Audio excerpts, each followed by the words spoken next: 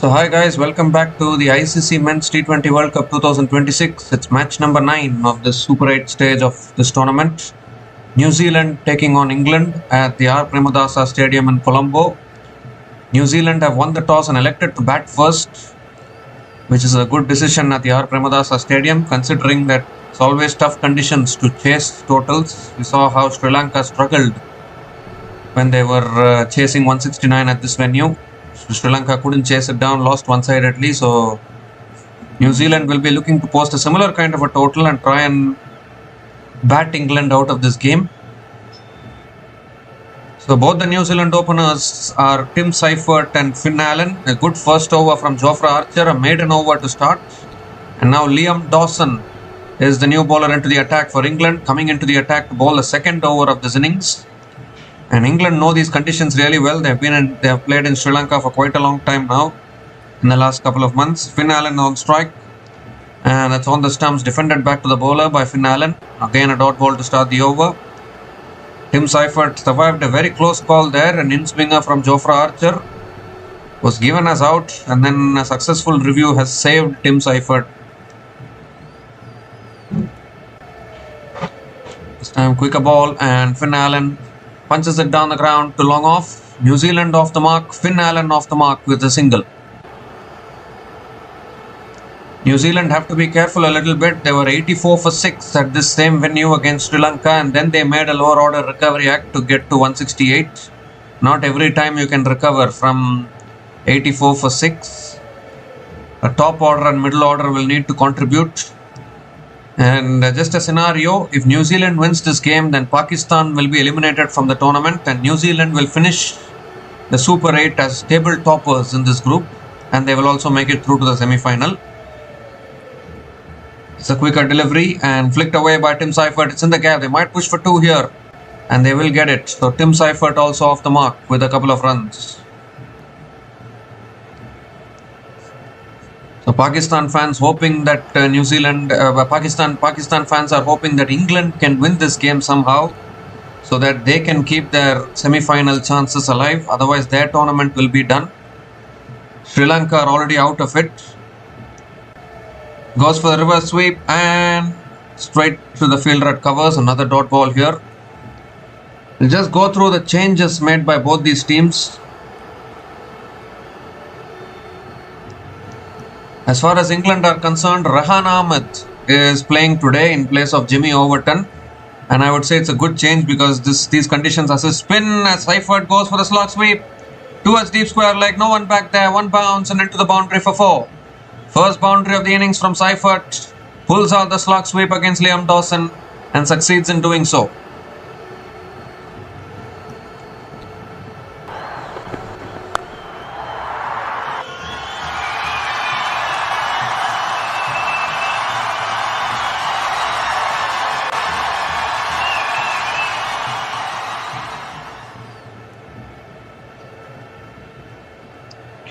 Last ball of the over, another quicker ball flicked away by Seifert towards deep mid wicket and picks up another single to finish the over. 8 runs came from that over and New Zealand are now 8 without loss after 2 overs.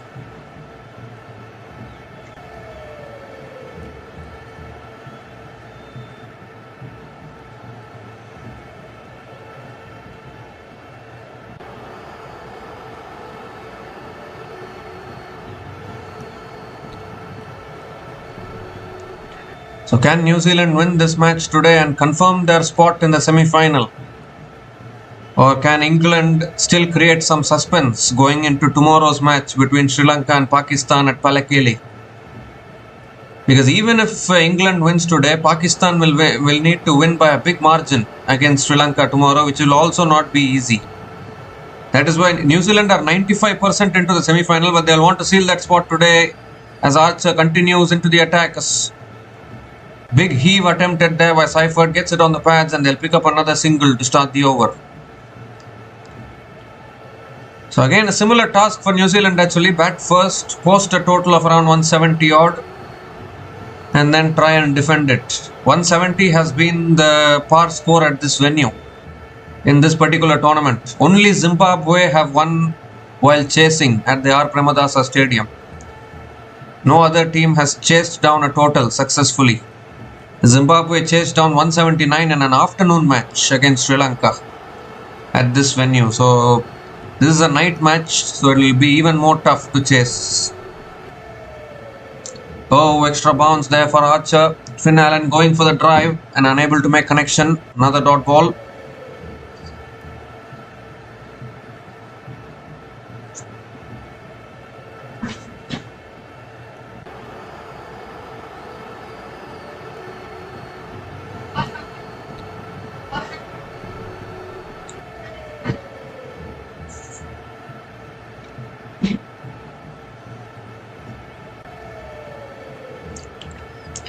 In the previous match, England chased down a total of 165 against Pakistan in Palekili. Well, that's in the slot, and Finn Allen goes big, goes massive, over long on for 6. You cannot bowl in the slot to this man. He is very, very powerful, Finn Allen, and he picks up the first 6 of this innings.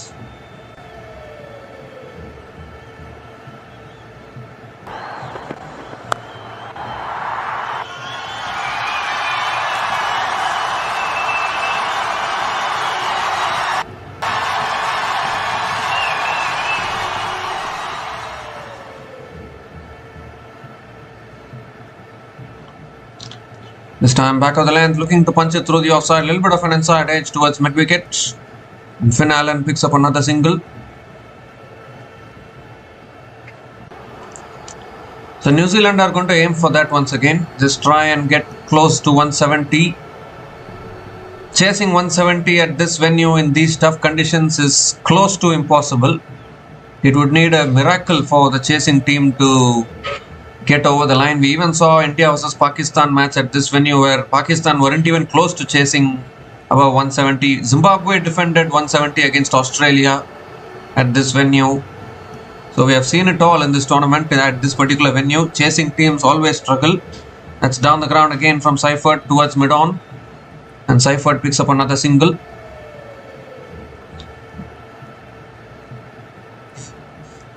And England also, if you look at it, England haven't won any match convincingly till now. They've always, England have always won their matches like an escape mechanism. They always look like losing a match and then they end up winning it. That is how England have won all their matches. We haven't seen England win a match convincingly till now. And that is one area where England are vulnerable. There's another dot ball to finish the over. So 9 runs came from that over, and New Zealand are now 17 without loss after 3 overs.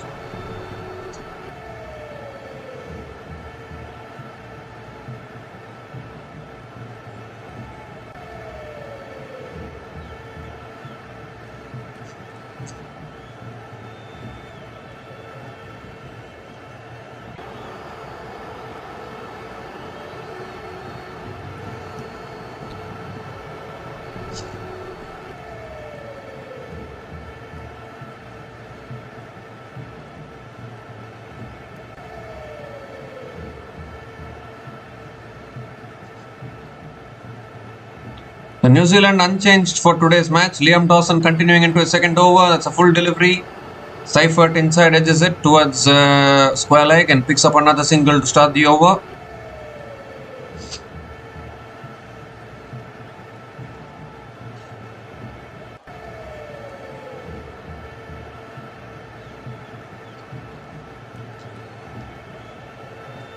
And also, India might have to face the winner of this match in the semi-final, because the winner of this match will top the group. Obviously, India have not confirmed their semi-final spot yet. They still need to beat West Indies, but if they beat West Indies and qualify, they'll qualify in second place and they will face the winner of this game. As we see Finn Allen down the ground, straight down the ground for 6. This is damaging for England here. A superb start from both these openers. Second 6 for Finn Allen. He's so good when hitting through the line, isn't he? Picks up another maximum here.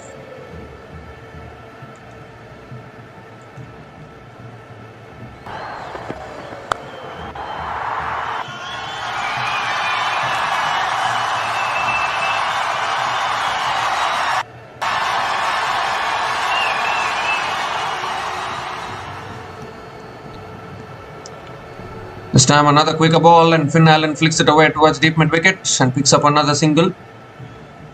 Well, as a New Zealand fan, you don't want to play your semi-final against India, don't you? You don't want to play against India, so might as well lose this game if you are a New Zealand fan. Because India will surely qualify in number 2 if they qualify. And the last thing you want is to face off against an Indian team. Everyone is scared of India actually. Yes, they might be going through a lean patch. They are also having some concerns. Their bowling is a concern, batting is a concern. But India is India. They are always the most feared team in recent times. As far as cricket is concerned, there as we see another single from Tim Seifert down the ground. England, they are former champions of the Men's T20 World Cup.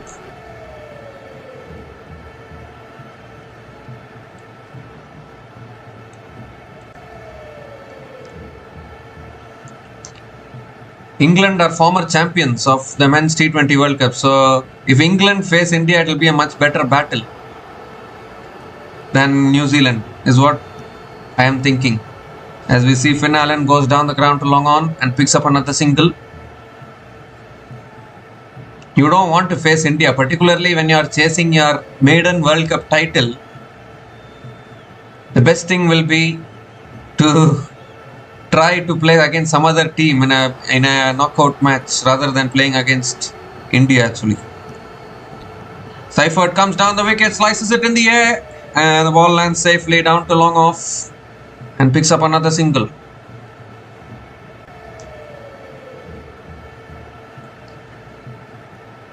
So another single to finish the over. 11 runs came from that over, and New Zealand are now 28 without loss after 4 overs.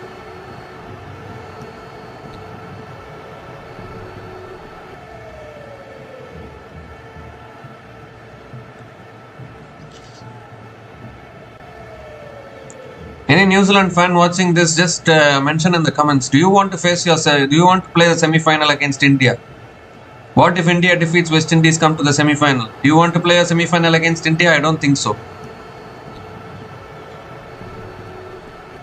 Because India defeated New Zealand in the Champions Trophy final, if anyone remembers, last year. New Zealand were playing so well but just couldn't defeat India in that tournament. They finished second. So it's very, very tough. You don't want to be playing your knockout match against India. A dominant team. They can peak at the right time. Jofra Archer now into his third over, and Seifert swings and misses. There's a dot ball to start the over. Whereas a team like England, many people know what happened in that semi-final in 2022, where England completely blew away India. So England can produce those kind of performances against India. In fact, I would say that Australia and England are the much more fancied teams to play against India in important matches, because they can do the damage against a team like India. But whatever it is, teams like South Africa and New Zealand, we don't get confidence that they can win against. They are winning against India sometimes, but you don't get the confidence that they can do it. That's smashed through the offside by Seifert. Towards deep, extra covers for 4. Full outside the off stump, and Seifert picks up his second boundary here.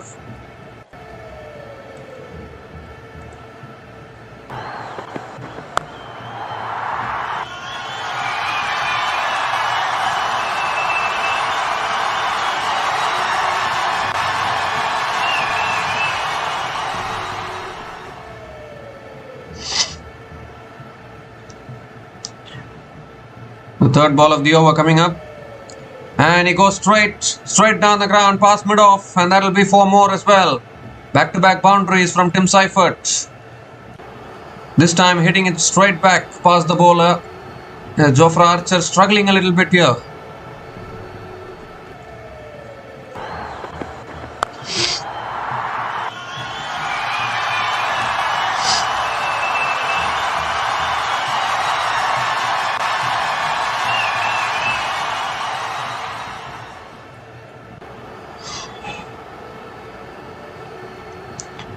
So 4th ball of the over coming up. Oh, it was massive. That's out of the ground, is it? Yes, it is. Oh, into the crowd for 6. 4-4-6 from Tim Seifert.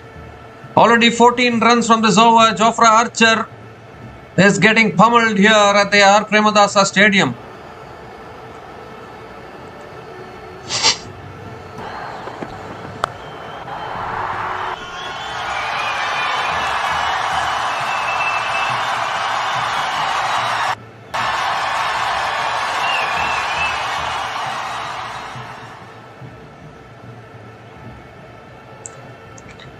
Two more deliveries left in this over.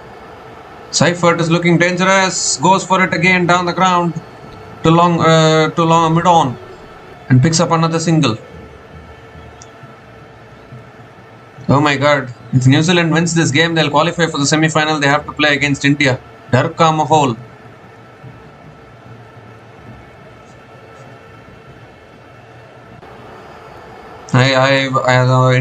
The only team I fear in this tournament is India actually. I don't know why. Because they are the most dominant team in world cricket these days. 15 runs have come from this over, still one ball left. Finn Allen is back on strike. One more delivery left in this over.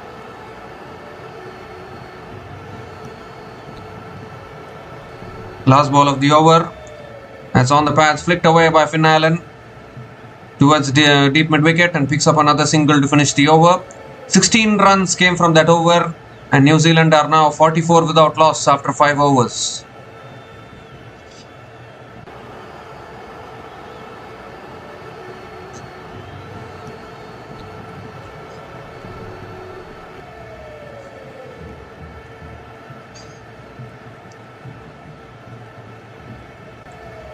So England need wickets here.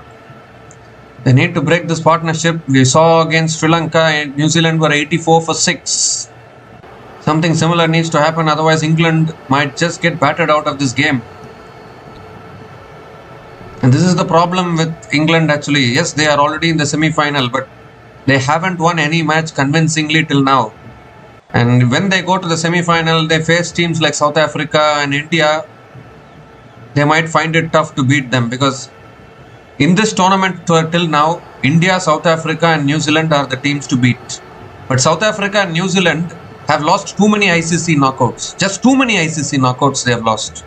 So there's just that feeling that they might lose in the semi-final or final. Every time they get to a semi-final or final, we are not having that trust that South Africa and New Zealand can cross the hurdle.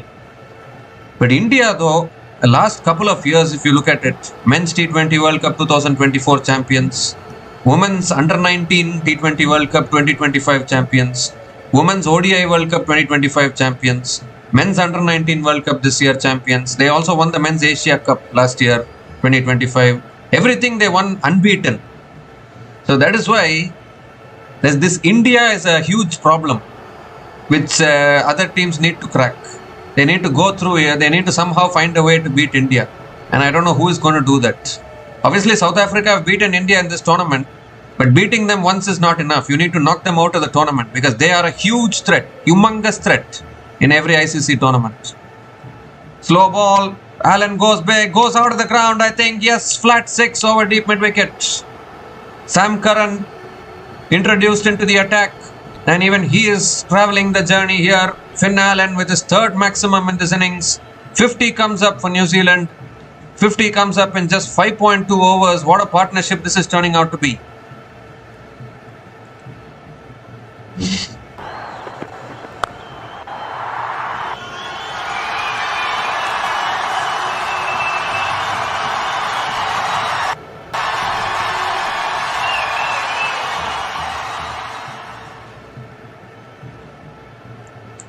This time back of the length and Finn Allen hits it down the ground to long on and picks up another single.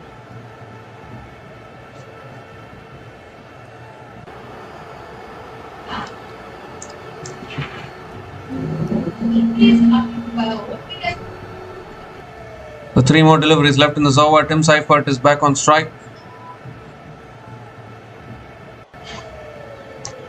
This time again full, driven down the ground by Seifert towards mid-on and picks up another single. I mean, I'm quite sure, I know that teams won't choose their opponents. They're always wanting to win every single match. And they always trust the process and say, you know what, We don't mind playing India. We'll defeat India also. We like that positive mindset. But there is also something called luck. There's something about that Indian team where they're peaking at the right time every single tournament. You must not forget that.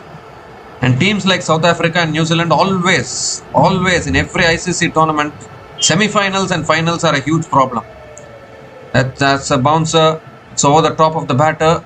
It won't be given as a wide, I think. It won't be. So it is a dot ball from Sam Curran.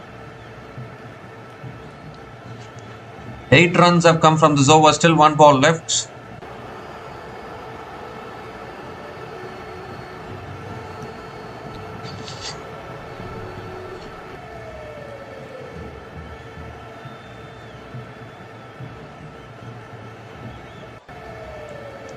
Partnership now 52 from 35 balls. Last ball of the over. And that's flicked away by Allen. Oh, a little bit of a misfield at square leg. They'll push for 2 here and they'll get it. Another couple of runs to finish the over. So another good over for New Zealand here. 10 runs came from that over. And New Zealand are now 54 without loss after 6 overs after the launch phase. And it's also the time for the drinks break.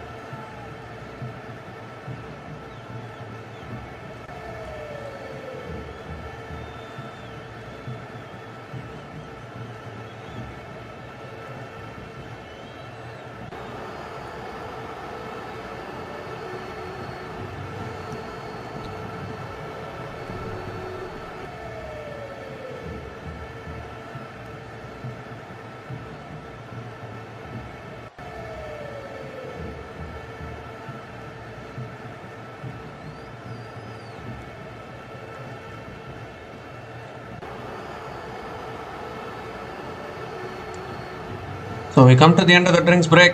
Adil Rashid is the new bowler into the attack for England.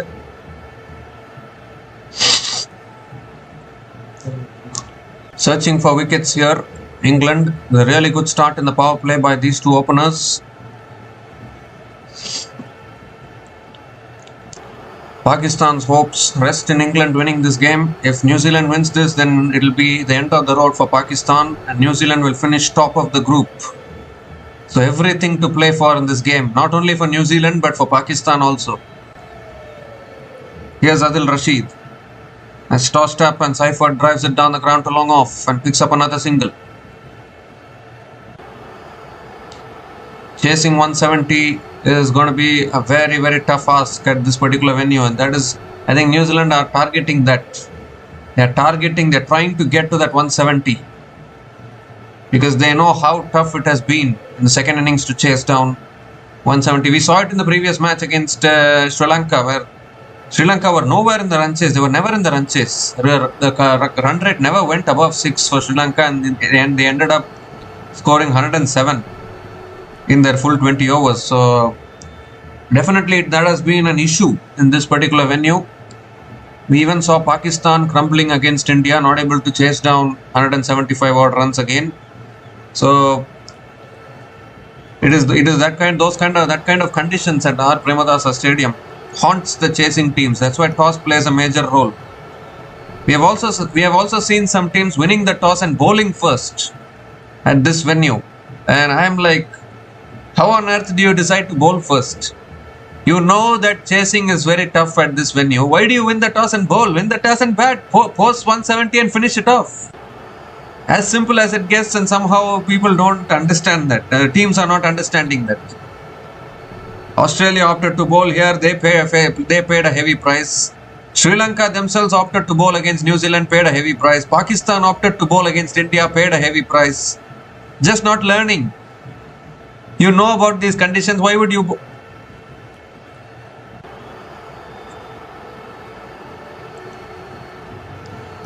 You know about these conditions, why would you bowl first? Seifert goes big, slug sweep, all the way, 6 more. You cannot stop both these batters at the moment. Tim Seifert and Finn Allen, they're just demolishing the England bowling attack at the moment. Second 6 for Seifert, and it's all looking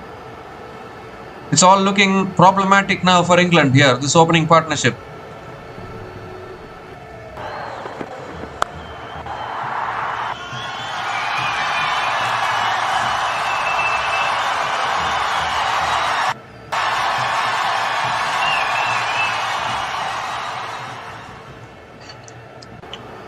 Oh, this time appeal for a stumping, and the square leg umpire goes upstairs to check it. Could this be the first breakthrough? Seifert has already started to walk. Did he overbalance there?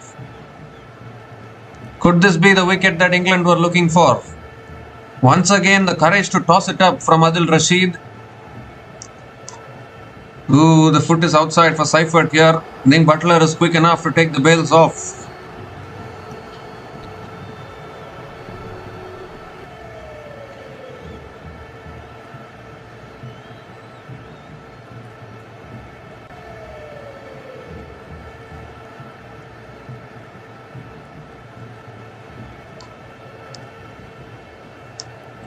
Well, the foot is on the line. Line belongs to the umpire. So I think it will be out.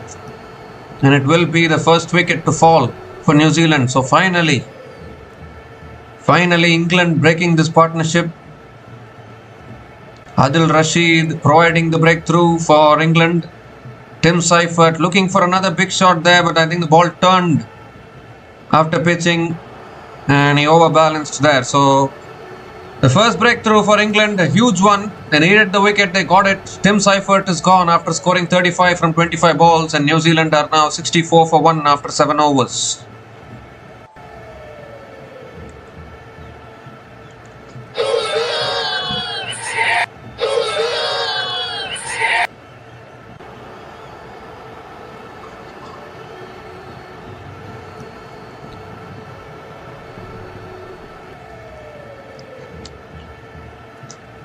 So Seifert has been dismissed.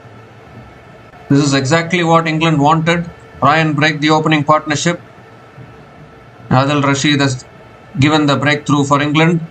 And now Rachin Ravindra, new batter, new bowler being introduced.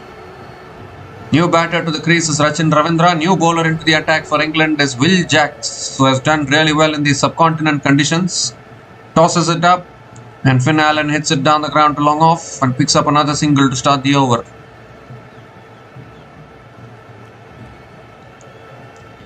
But what power hitting from Tim Seifert. Really does take the opposition on. Such a powerful striker of the ball.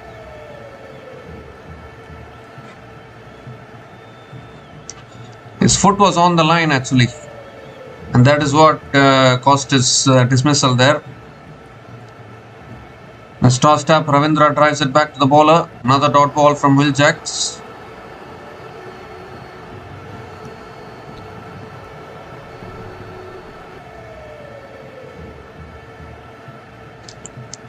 This time tossed up, Ravindra flicks it away leg side, gets off the mark with a single. So England playing an extra spinner today. Rehan Ahmed will also come into play sometime later in this innings.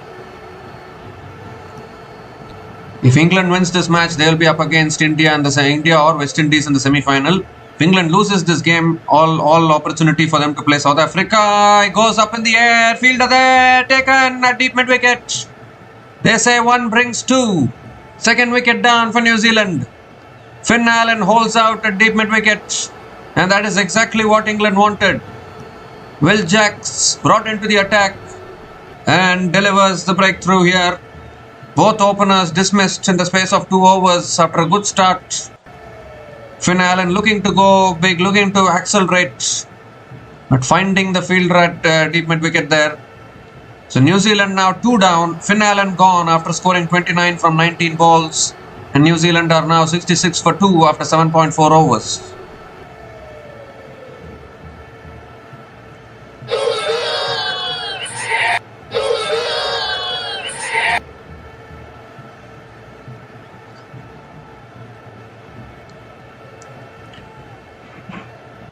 So Glenn Phillips is the new batter to the crease for New Zealand. If New Zealand are going to lose this game, they need to have a look at their net run rate a little bit, because if they lose by a big margin, then Pakistan will have every opportunity to beat Sri Lanka tomorrow and seal their semi-final spot by required margin. So it's very important for New Zealand. Well, they would want to win this game and get it done with. But if they are going to lose this, then lose it by a small margin. Very, very important.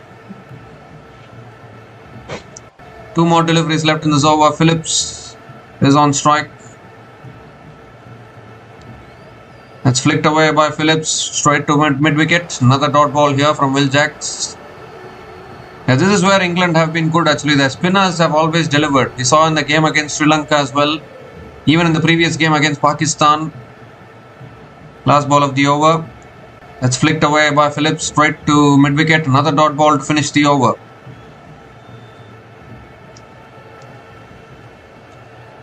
So just 2 runs came from that over, including the wicket of Finn Allen. New Zealand are now 66 for 2 after 8 overs.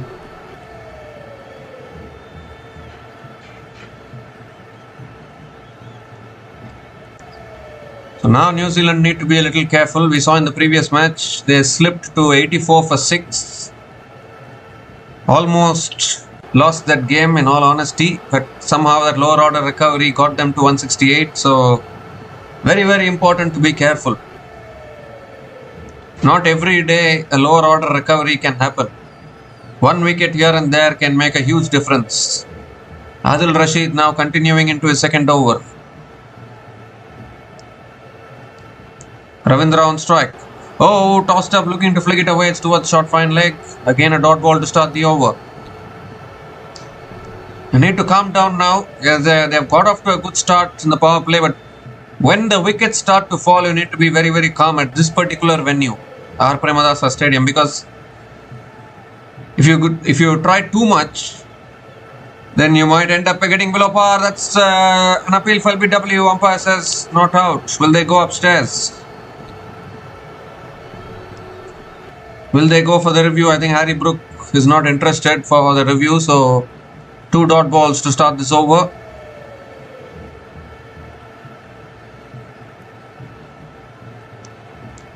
So now England trying to get back the momentum. Quicker delivery driven. Oh, the fielder at covers got a hand on it.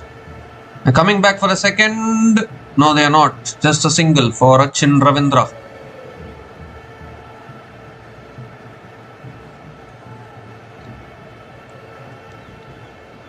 If England wins this game, then it will surely be England taking on India or West Indies in the semi-final. England have played against India in the semi-final in the last 2 T20 World Cups, men's T20 World Cups in 2022 and 24. It has been India versus England in the semi-final. As Phillips goes big and has gone miles back. Invitation there from Rashid, nicely tossing it up.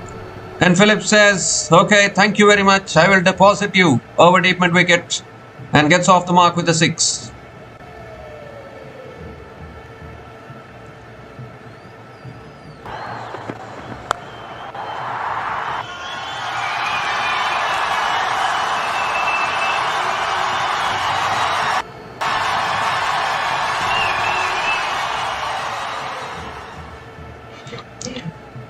This time a quicker ball pulled away by Phillips in the gap and another boundary. 6 followed by a 4 from Glenn Phillips. Pressure building here on Adil Rashid suddenly. 11 runs have come from this over. Still 1 ball left. Momentum shifting again.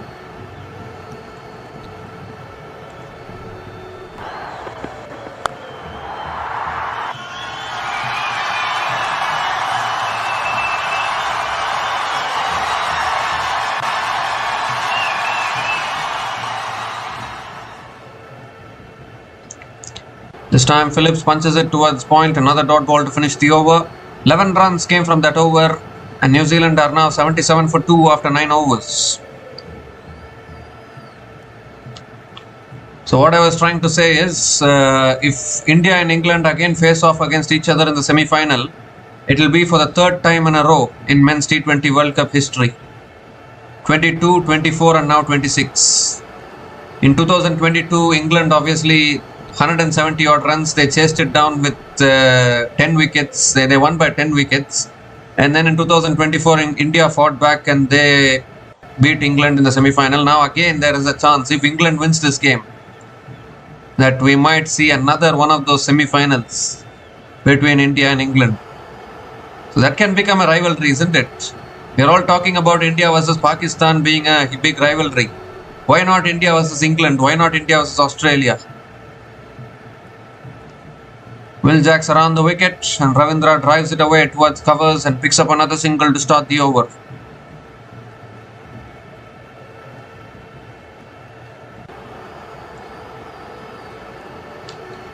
South Africa and New Zealand chasing their first ever World Cup trophy, T20 World Cup trophy. New Zealand were runners-up in 2021, South Africa were runners-up in 2024. Many people are waiting and seeing when are they going to win that World Cup, which even they have been waiting for. Actually, that's punched away leg side towards deep mid wicket and picks up another single. Two superb teams, but yet to touch silverware, and that has been harsh reality, harsh truth. 3rd ball of the over coming up. Oh, spinning away from the left-hander. Ravindra going for the pull shot and missing it. Another dot ball here.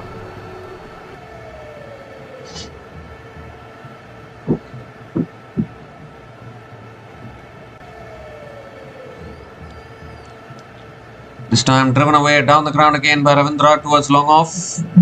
Picks up another single.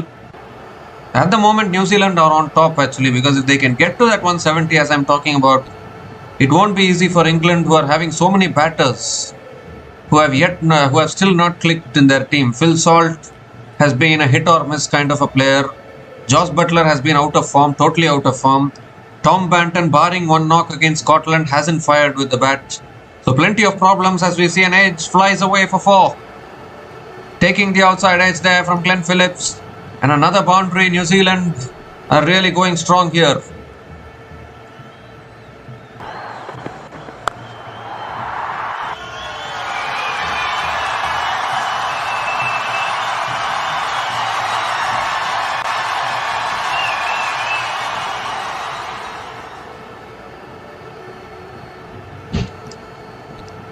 The last ball of the over coming up. Quicker delivery flicked away by Phillips straight to mid-wicket. Another dot ball to finish the over. 7 runs came from that over and New Zealand are now 84 for 2 after 10 overs at the halfway mark of this innings.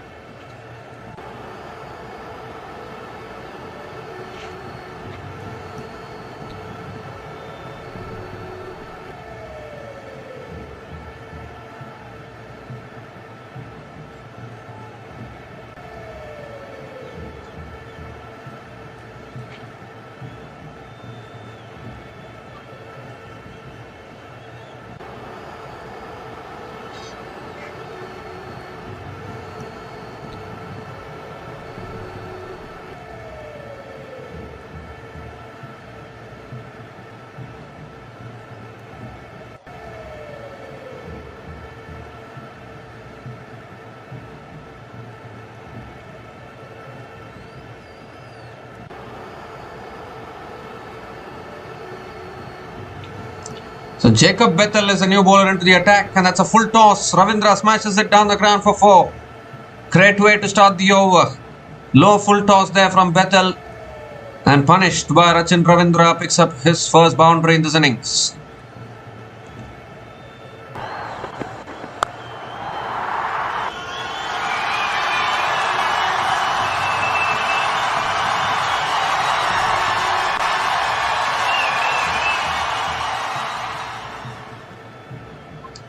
Quicker delivery, and Ravindra punches it down the ground to long on and picks up another couple of runs.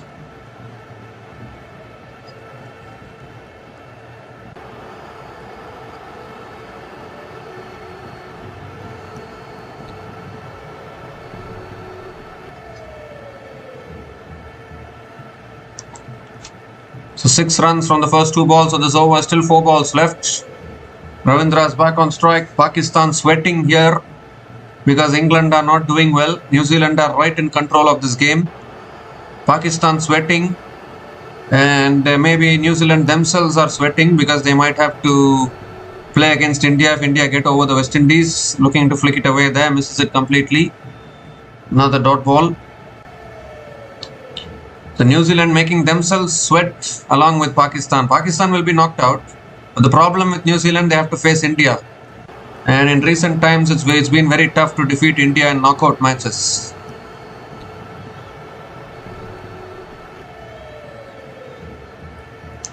That's pulled away by Ravindra down towards deep mid-wicket and picks up another single.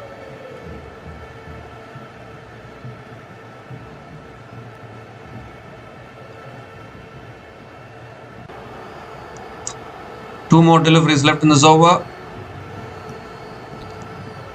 Glenn Phillips is back on strike. Again and again, I'm telling you, if the score goes to 160, 170, I think England will really struggle to chase it down. And because of that, I think Pakistan's chances might just come to a close today.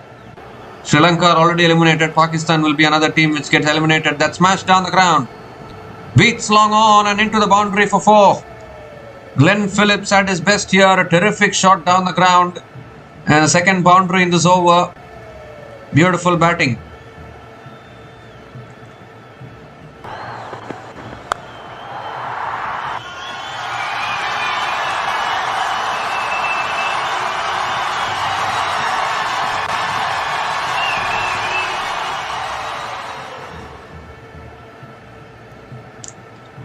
So last ball of the over coming up. That's driven away offside again towards deep extra covers, and Phillips will pick up another couple of runs to finish the over. 13 runs came from that over, and New Zealand are now 97 for 2 after 11 overs.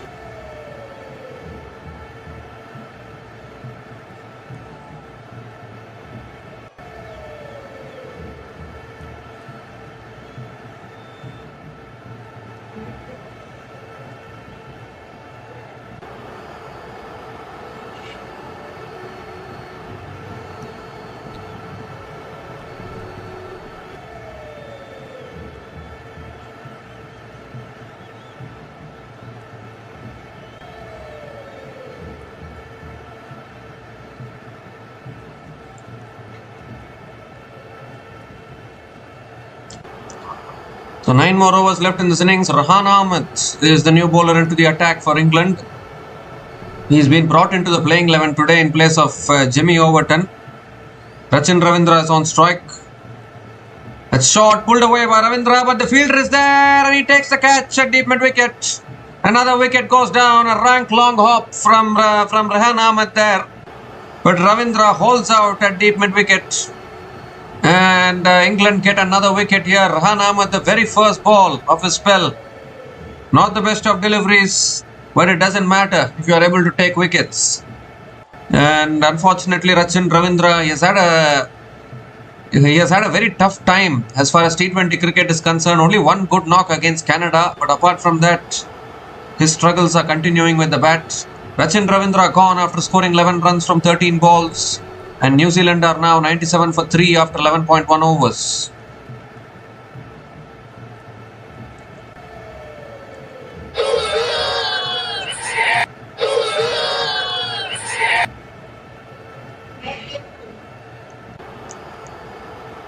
So just as the partnership was starting to build, England striking again, and now Mark Chapman is the new batter to the crease for New Zealand.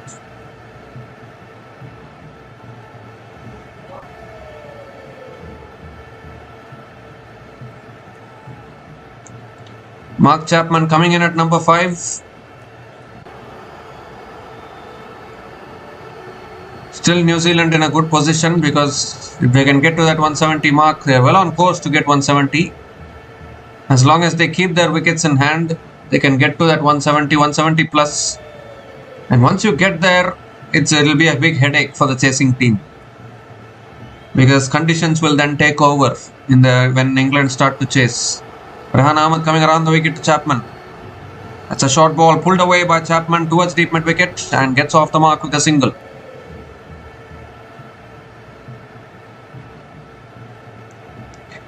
So Glenn Phillips is back on strike. If New Zealand wins this game, then I think the semi-finals will mostly be India versus New Zealand and South Africa versus England. That's punched away through the offside towards deep point, deep extra covers, and picks up another single.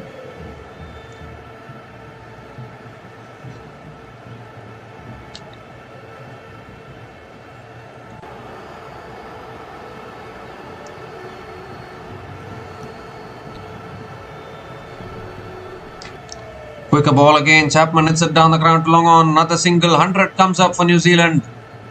100 comes up in 11.4 overs at the loss of 3 wickets. It's been brilliant batting so far. They have not given England a sniff. And just another 70 or 80 runs from here would do nicely for New Zealand. England are on the ropes at the moment. They're already in the semi-final. It's only to decide who tops the table. That's down the ground, and that'll be 4 more. Glenn Phillips again coming to the party. Another boundary just straight back down the ground. His 4th boundary in this innings. New Zealand continue to find the boundaries here.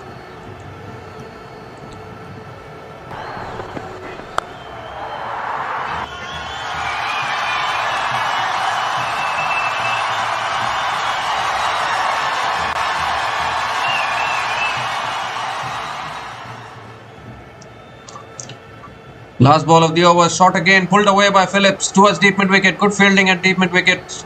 And Glenn Phillips picks up another couple of runs to finish the over. 9 runs came from that over, including the wicket of Rachin Ravindra. And New Zealand are now 106 for 3 after 12 overs.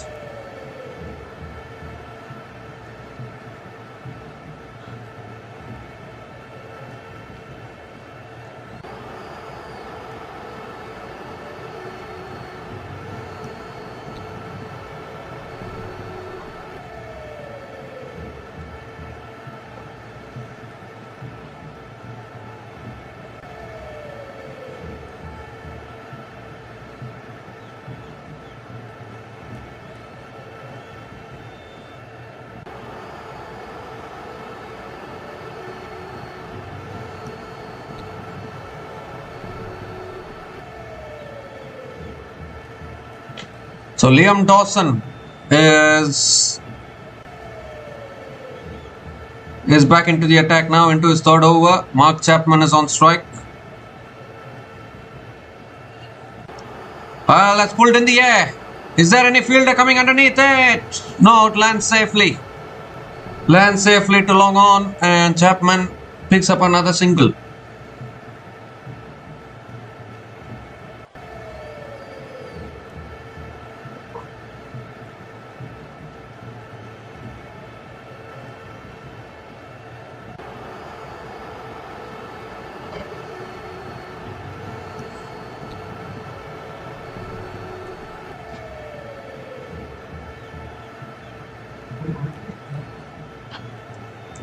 Second ball of the over coming up. Oh, quicker delivery, appeal for LBW, and the umpire says not out. Will they go upstairs here? Will they go upstairs to check this one? Having a discussion.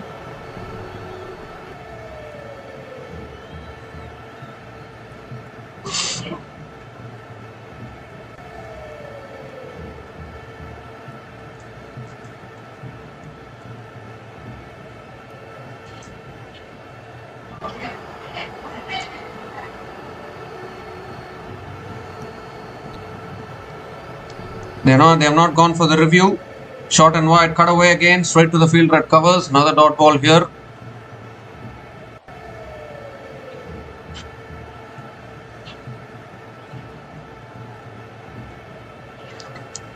So 3 more deliveries left in this over.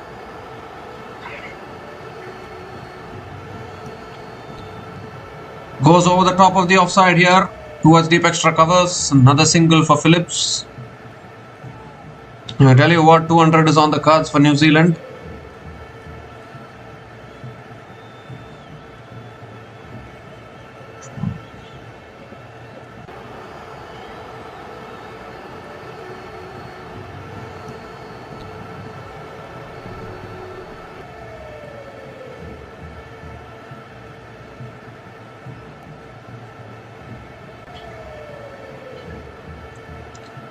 So 2 more deliveries left in this over. Mark Chapman back on strike.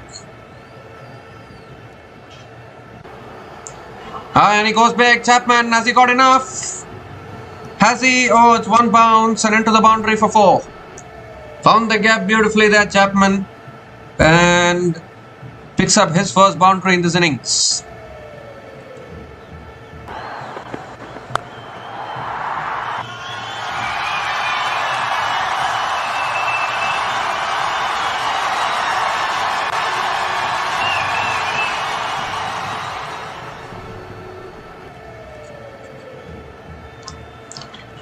So 1 more delivery left in this over. 6 runs have come from this over so far. Chapman is going along nicely here. They have so many batters who can play this attacking brand of cricket. Last ball of the over. Down the track. Hits it leg side again. Is it in the gap? Yes, it is. Another boundary to finish the over. Back-to-back boundaries to finish that over. 10 runs came from that over from Dawson. And New Zealand are now 116 for 3 after 13 overs.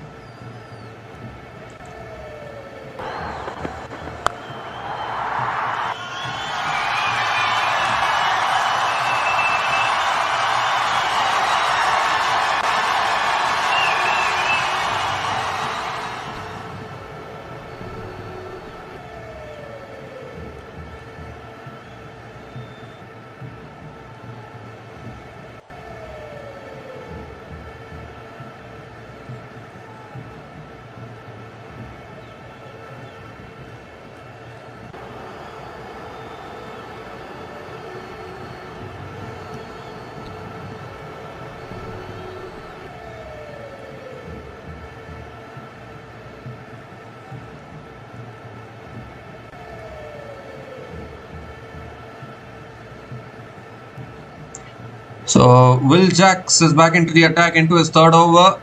That's cut away by Glenn Phillips towards covers and picks up another single.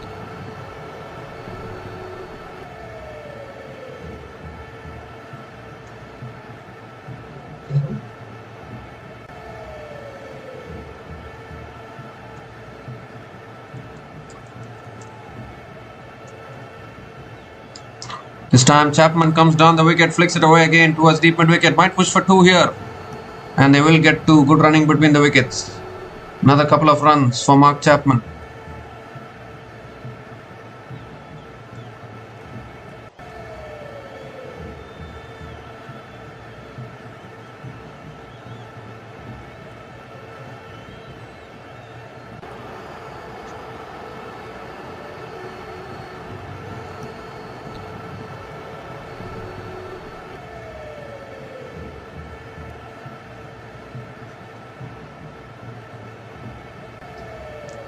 The 3rd ball of the over coming up. That's pulled away down the ground by Chapman towards long on again and picks up another single. So 4 runs from the first 3 balls of this over from Will Jacks.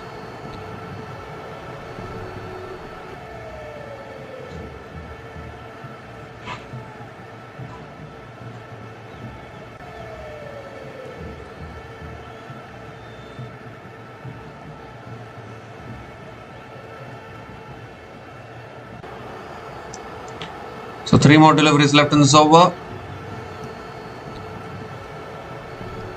Oh, he goes for the pull. It's given as a wide down the leg side. So Will Jacks will have to reload that one again.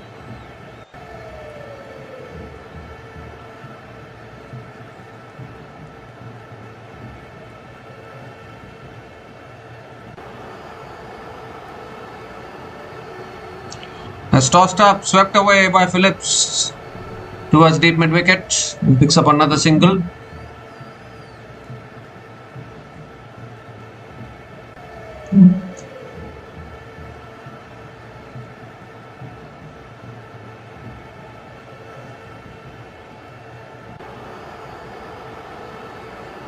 Slow through the air again, pulled away by Chapman down the ground to long on.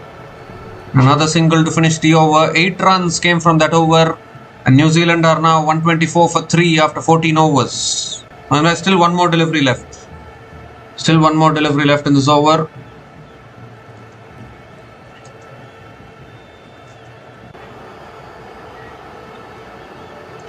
As tossed up and driven back to the bowler, another dot ball to finish the over. 7 runs came from that over, and New Zealand are now 123 for 3 after 14 overs, and it's also the time for the drinks break.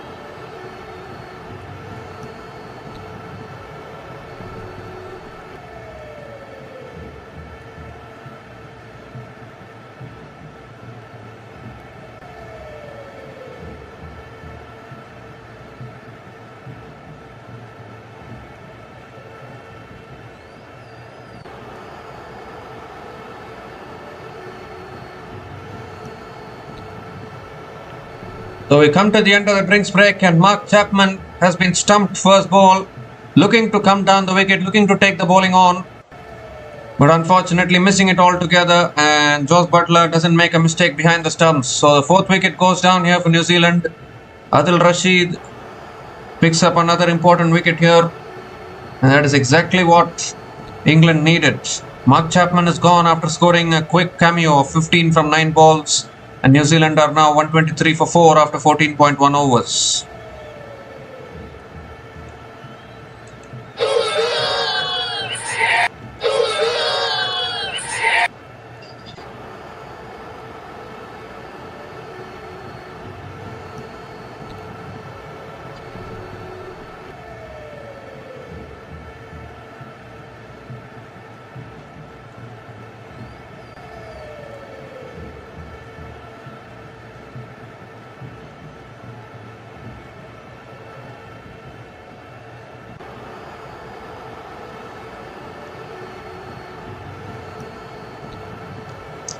So Daryl Mitchell is the new batter to the crease.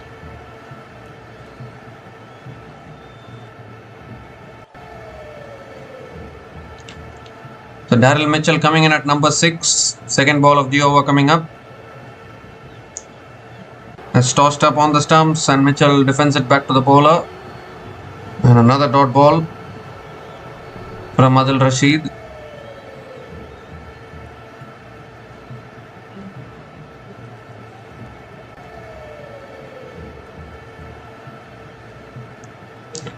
So third ball of the over coming up.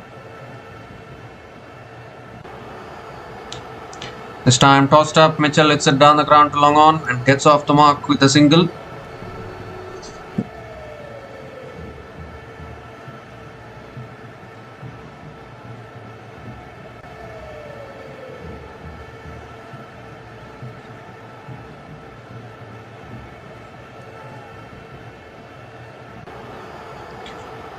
So 3 more deliveries left in this over.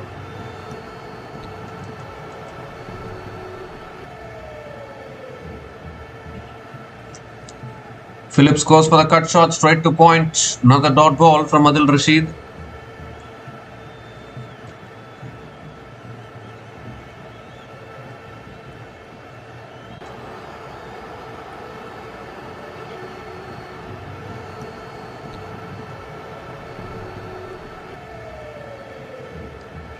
This time another quicker delivery and Glenn Phillips punches it down the ground to long on and picks up another single. So good over this from Adil Rashid.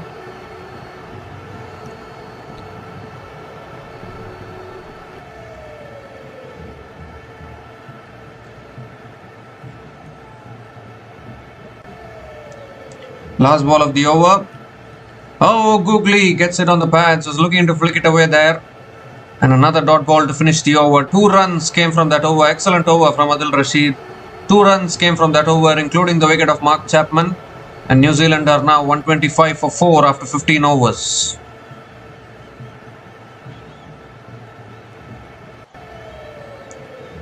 So 5 overs left. Can New Zealand get to at 170, 180? The ball has started to spin a little bit more now for the spinners. We are seeing Adil Rashid getting some purchase.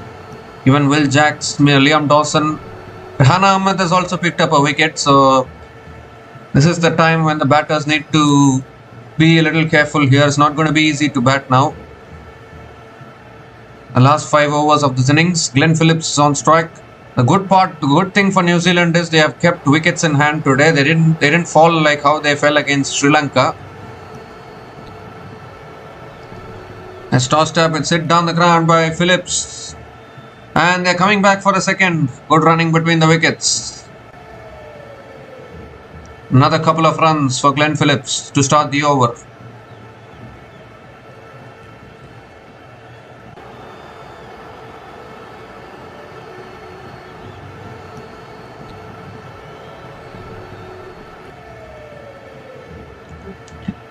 Second ball of the over coming up.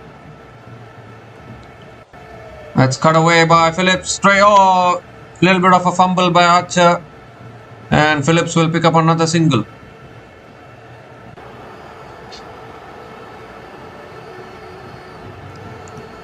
The 3 runs from the first 2 balls of this over. Daryl Mitchell is back on strike.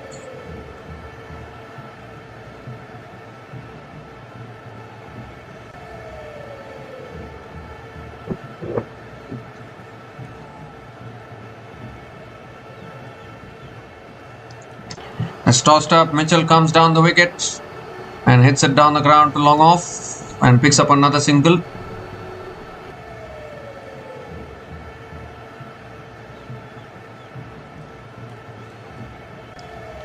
So 3 more deliveries left in this over. Phillips is back on strike. A good start to this over from England. Suddenly now New Zealand slowing down a little bit, but I think that's good enough. We can accelerate to the back end. That's pulled away again by Phillips towards deep mid wicket. And picks up another single.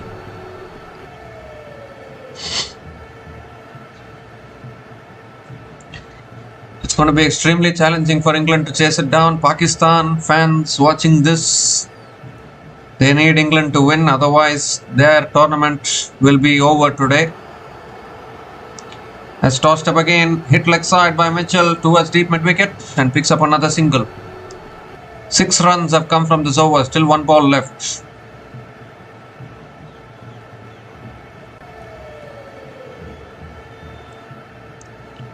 The last ball of the over coming up. I remember in the previous game, New Zealand were 98 for 6 at the end of their 16 overs against Sri Lanka. Last 4 overs, they scored 70 runs. So according to that calculation, they can get to 200 if they score 70 runs in the last 4 overs now. As we see another single to finish the over. 7 runs came from that over. And New Zealand are now 132 for 4 after 16 overs.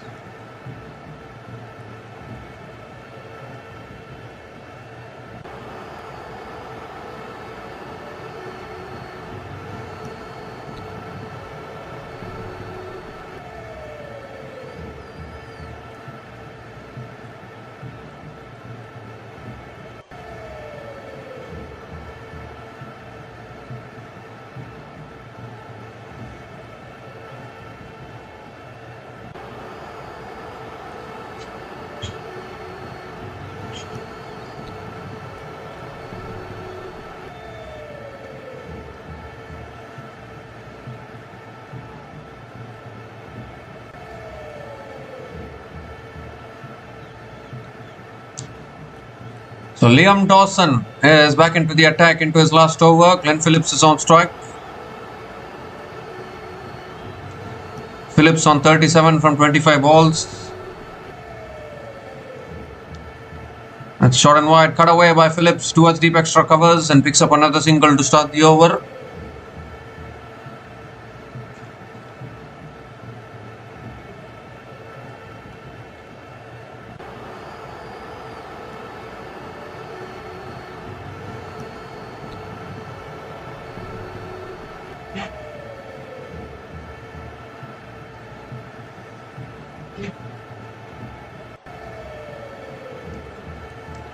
So Daryl Mitchell is back on strike. 5 more deliveries left in this over. They need some boundaries here. Oh, he moves across his stumps. Looks to go big. A little bit of an inside edge towards short fine leg.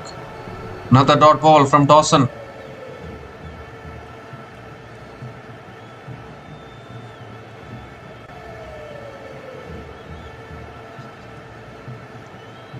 So third ball of the over coming up.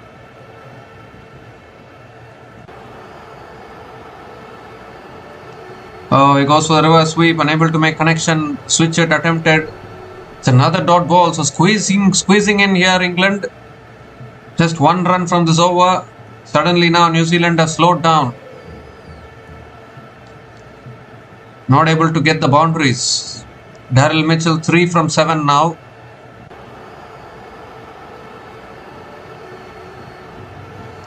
And Mitchell goes big. It is down the throat. Tough long off. Another one. Bites the dust for New Zealand.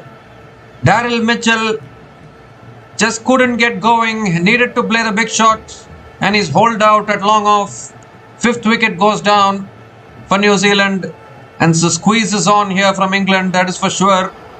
Liam Dawson. I think it was the... I don't know whether it was the carom ball there from Liam Dawson. Mitchell looking to clear the boundary. This is exactly what is needed now into the slog overs, but unfortunately finding Will Jacks at long off.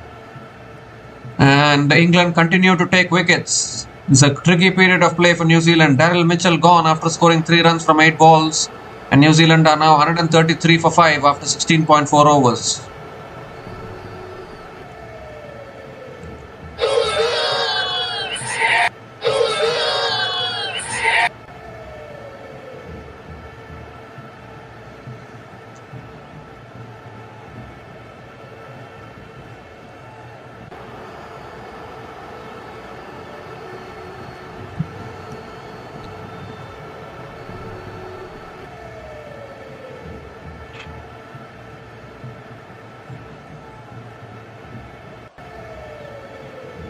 So Mitchell Santner is the new batter to the crease, the captain making his way out to the middle for New Zealand.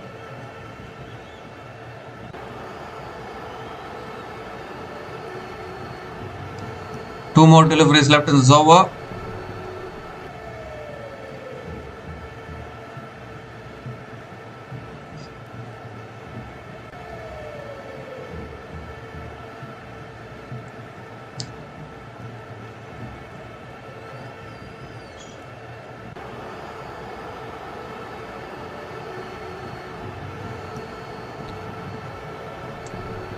The fifth ball of the over coming up. Looks like Dawson is going to continue over the wicket to Mitchell Santner.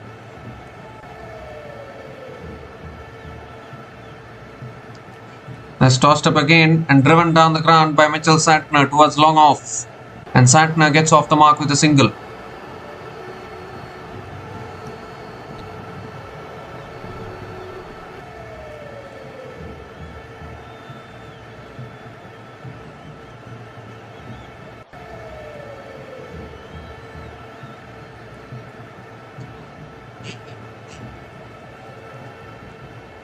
Another quicker delivery flicked away by Glenn Phillips towards mid-wicket and picks up another single to finish the over. 3 runs came from that over, including the wicket of Daryl Mitchell, and New Zealand are now 135 for 5 after 17 overs.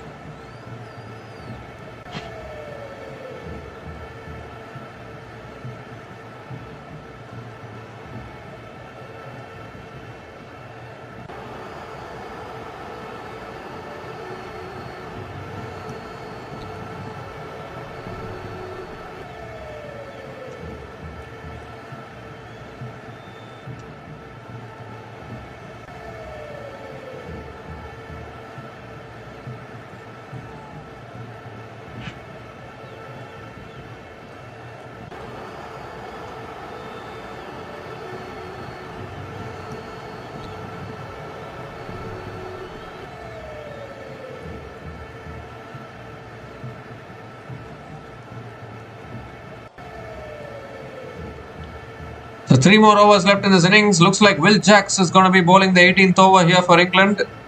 Coming around the wicket to Phillips. Oh, he's bowled him. There's another wicket goes down. It's just falling apart here, New Zealand. Looking for the big shot once again. Unable to make connection. Loses the top of off stump. And Will Jacks picks up another wicket here. His second wicket of the day. 6th wicket down for New Zealand. And they're not able to get the finish required here in this game. Although still Cole McConkie there to come. We saw a good partnership between Santner and McConkie in the previous game. The set batter Glenn Phillips is on his way. And this is the point about these conditions. It gets tougher and tougher as it goes on. Phillips is gone after scoring 39 from 28 balls. And New Zealand are now 135 for 6 after 17.1 overs.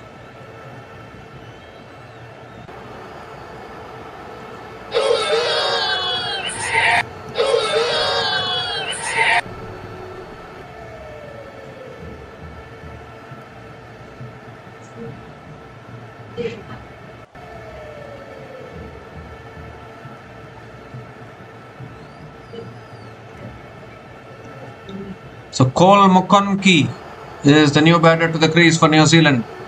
Coming in at number 8, and we saw what both these batters did in the previous game in the last 4 overs against Sri Lanka.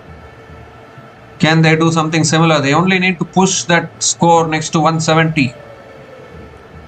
Because it's now the conditions are starting to get harder. So England will find it tough during the run chase. That is for sure.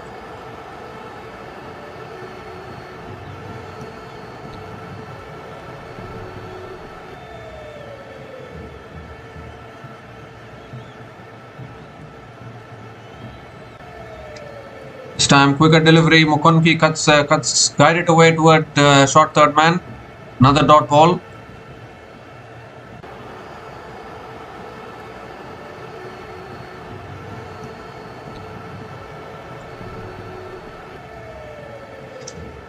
This time McConkie sweeps it away leg side towards deep square leg, and that'll be 4.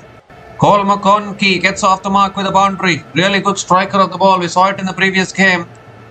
And he gets off the mark with his first boundary in this innings.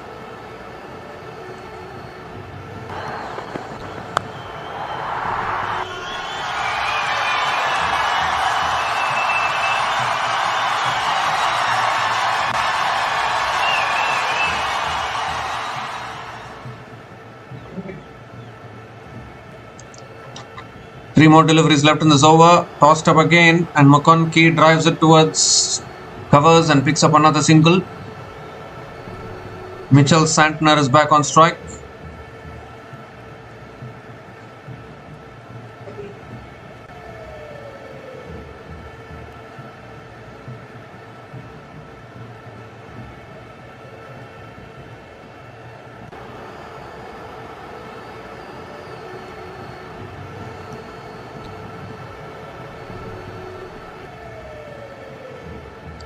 This time quicker ball. Santner punches it down the ground to long off and picks up another single as well. 6 runs have come from this over. Still 1 ball left.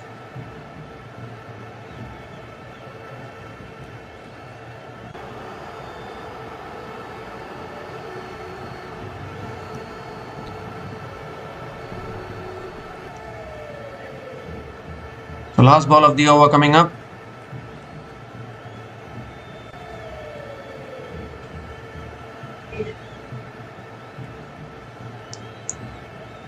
Last ball of the over coming up. And that's full again, driven away towards deep extra covers, and McConkey picks up another single to finish the over. Another good over for England. The squeeze is on. 7 runs came from that over, including the wicket of Glenn Phillips. And New Zealand are now 142 for 6 after 18 overs.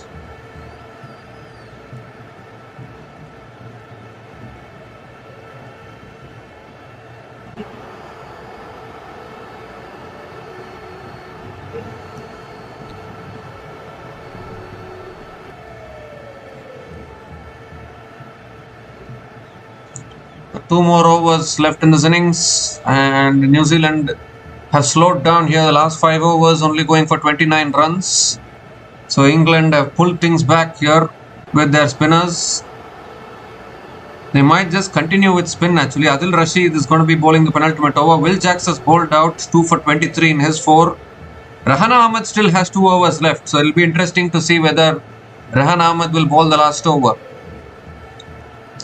Maybe Adil Rashid and Rehan Ahmed to finish it off. Cole McConkey on strike, goes for the reverse switch hit, unable to make connection, and again a dot ball to start the over. This is brilliant here from England. What a comeback this is turning out to be.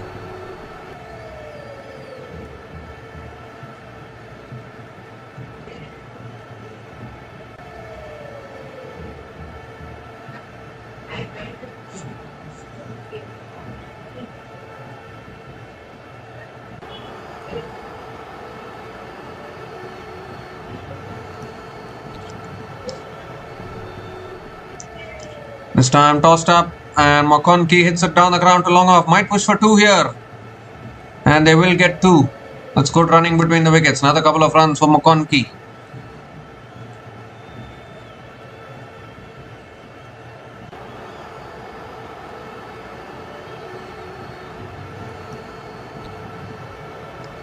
New Zealand need a big over here. They need to go berserk. It's tough against the spinners. That's a wide down the leg side from Adil Rashid. Quicker delivery attempted, and has to reload that one again. Flipper probably from Adil Rashid there. It was this partnership that took New Zealand to 168 in the previous game against Sri Lanka. Oh, he goes for a sweep. Appeal for LBW. Misses it. Again, brilliant from Adil Rashid here. Just slowing it up. Bowling it slower through the air. Cole McConkey unable to make contact.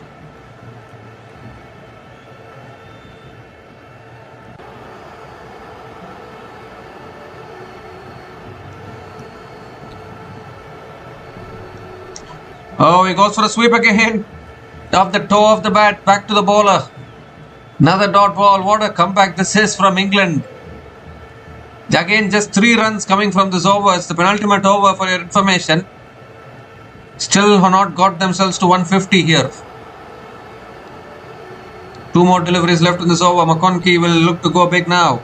Goes for reverse. Has he got it in the gap? Deep extra covers, comes around, does well. Another couple of runs for Cole McConkey.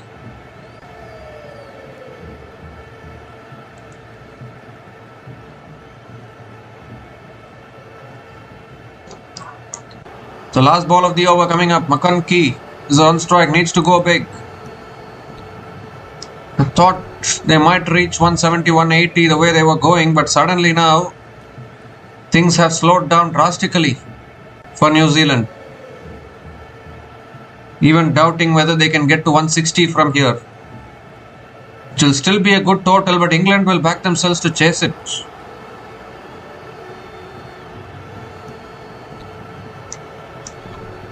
The last ball of the over coming up. Again swings and misses. Again slow through the air from Adil Rashid. Another dot ball to finish the over. Just 5 runs came from that over. And New Zealand are now 147 for 6 after 19 overs with one more over to go.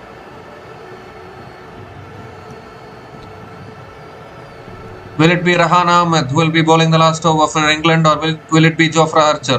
What are they going to decide? Rahan Ahmed would be a better option, I think, considering that the pitch is assisting spinners.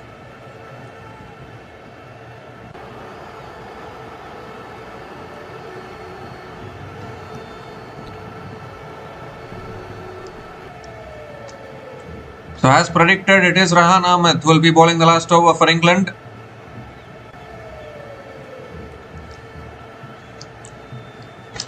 So good decision, good captaincy from Harry Brook, because you know that the pitch is slowing down, spinners are getting assistance. Might as well continue with spin. Santner on strike. It's cut away by Santner towards deep extra covers and picks up another single to start the over. Singles are not a bad result for England here. Only 148 on the board, 5 balls left in this innings. McConaughey hasn't got the timing correctly. Too many dot balls in the previous over.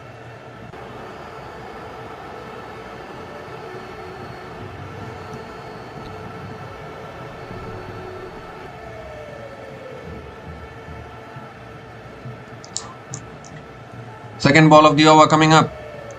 Comes down the wicket, hits it straight down the ground, long on. Oh dear! Misfield and into the boundary for 4. That is the last thing England wanted. They were building the pressure on nicely. A fumble at long on. Tom Banton, the fielder, allowing it to go through. Picks up the boundary. 150 comes up for New Zealand with that boundary.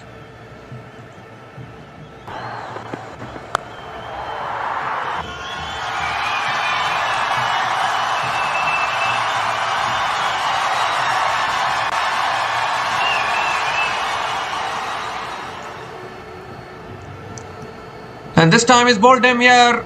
Coming down the wicket again, looking for the big shot. Loses his middle stump in the process. And Rahan Ahmed strikes back after conceding the boundary. Was looking to go again, McConaughey, but unfortunately losing the top of middle and off stump. And this has been some comeback by the England bowlers here. They've just not allowed New Zealand to get that finish that they've been looking for. And New Zealand lose their 7th wicket here. Cole McConaughey is gone after scoring 14 runs from 12 balls. And New Zealand are now 152 for 7 after 19.3 overs with 3 more deliveries to go.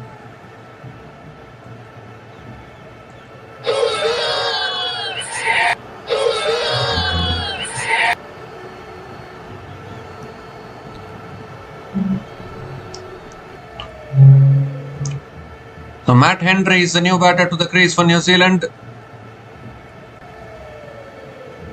He can also hit a long ball. 3 more deliveries left in this innings.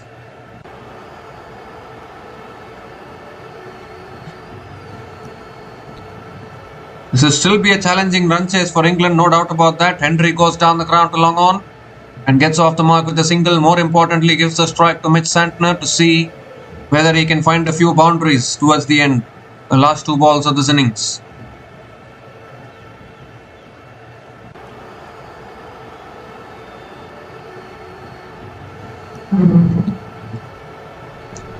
So New Zealand started brightly. We all thought, okay, maybe they might get to 170, 180, but England have pulled things back like anything.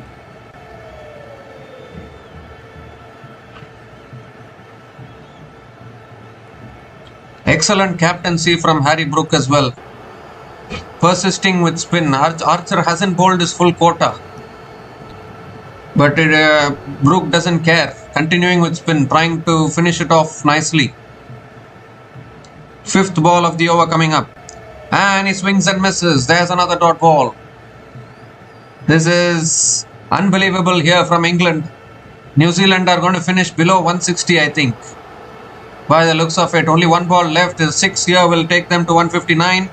Comes down the wicket, goes through the line. Has he cleared the boundary? Yes, he has. Finishes off with a 6. So something there for New Zealand towards the end. Mitchell Santner, a beautiful shot, clearing that fielder at long off. And 12 runs came from that last over, including the wicket of Cole McConaughey. And New Zealand finished their 20 overs on 159 for 7 at the end of their 20 overs. A beautiful use of the feet there from Santner, clearing the boundary, and it rounds it off for a target of exactly 160 for England to win this match and continue their unbeaten run in the Super 8 stage of this tournament.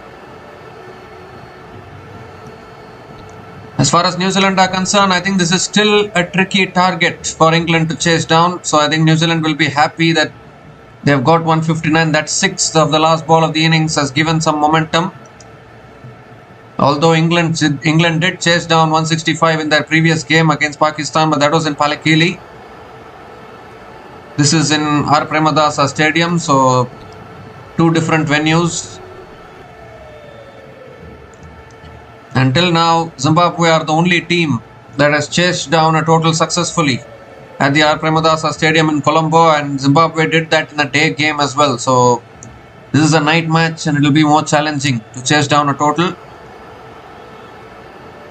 So New Zealand, Santner finishing it off there, 159 for 7 at the end of their 20 overs. The last 5 overs only going for 29 runs. And that is a good comeback from England bowlers, to be honest. And look at the batting card of New Zealand. They got off to a good start in the power play as usual. Tim Seifert and Finn Allen getting off to a promising start. And then Glenn Phillips providing impetus at the middle order, 39 from 28 balls as well. But unfortunately, towards the end, Daryl Mitchell 3 from 8 balls, Cole McConkie 14 from 12, unable to get going. And in the end, they've finished just about close to 160. Look at the bowling of England. Their spinners have been superb in this entire tournament so far. Adil Rashid 2 for 28 in his 4 overs. Will Jacks again 2 for 23 in his 4 overs. Liam Dawson bowled his 4 overs for 32 with 1 wicket. The thing is, Jofra Archer didn't even complete his quota, but it didn't matter. Rehan Ahmed bowled 3 overs, 2 for 28. So it's been a combinedly good bowling performance from England. So England, when they come out to bat, will need 160 runs to win this match and go 3 from 3 in the Super 8 and finish top of the table. As far as New Zealand are concerned, they need to defend this total to qualify for the semi-final and knock Pakistan out of this tournament. So we'll be back again shortly to cover the run chase. Until then, please stay tuned.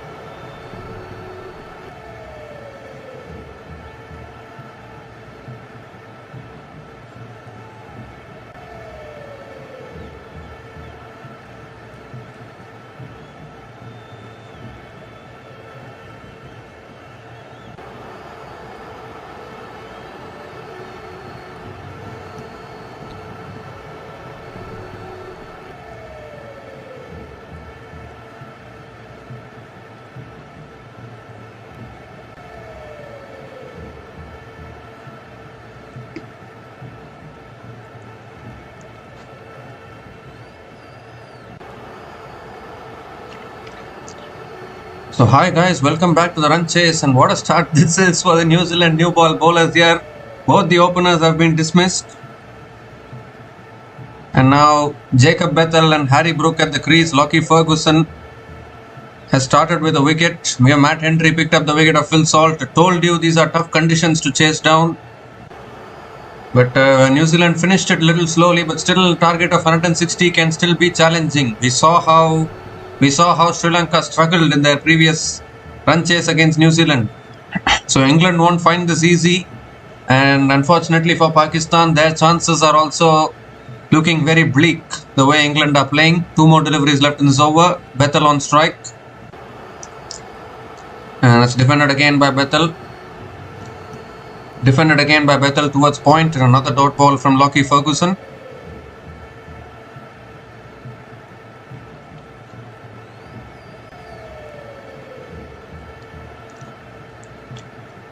So last ball of the over coming up. Butler's poor form in this tournament is continuing. He hasn't had a big score in this tournament, and I think they're going to go into the semi-final sweating on Butler's form. England might play their semi-final against South Africa if they lose this. As an inside edge, it goes past the keeper. They'll run away for 4. So Jacob Bethel gets off the mark with a boundary there. A boundary to finish the over. 6 runs came from that over, including the wicket of Jos Buttler, and England are now 8 for 2 after 2 overs.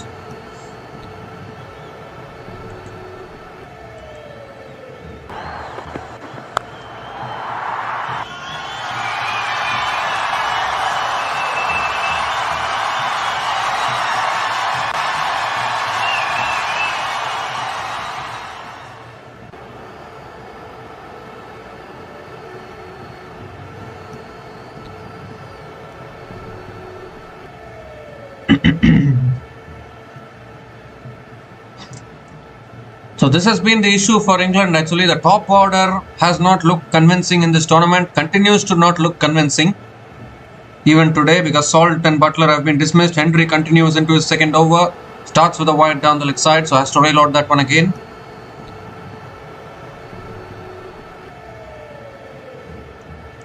So even though England bat deep and England have plenty of batters, the performances are missing. Still out of form. Jos Buttler hasn't contributed. Phil Salt only 1 contribution against Sri Lanka. So because so many batters are struggling for form, even Tom Banton hasn't contributed. So the batting lineup looks entirely dependent on Harry Brook and Sam Curran down the order. That's on the stumps. Harry Brook defends it back to the bowler. Another dot ball from Matt Henry.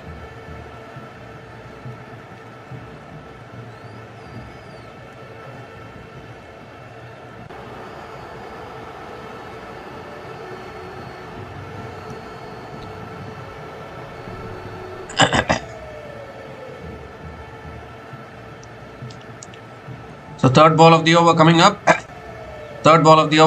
England lost early wickets against Pakistan as well, but Harry Brook took them over the line. Can he do the same thing today? Goes for the paddle. Where has he gotten hit? Hopefully he's all right. This is not a pitch where you can play fancied shots. It won't work. This is not Palakeli. This is Premadasa, Colombo. Chasing team's nightmare at this particular venue. And that is where I think the toss plays a very important part, because you win the toss, bat first, you post run 150, 160 on the board, and then the conditions take over for the chasing team. It's been a similar kind of a story in this tournament so far.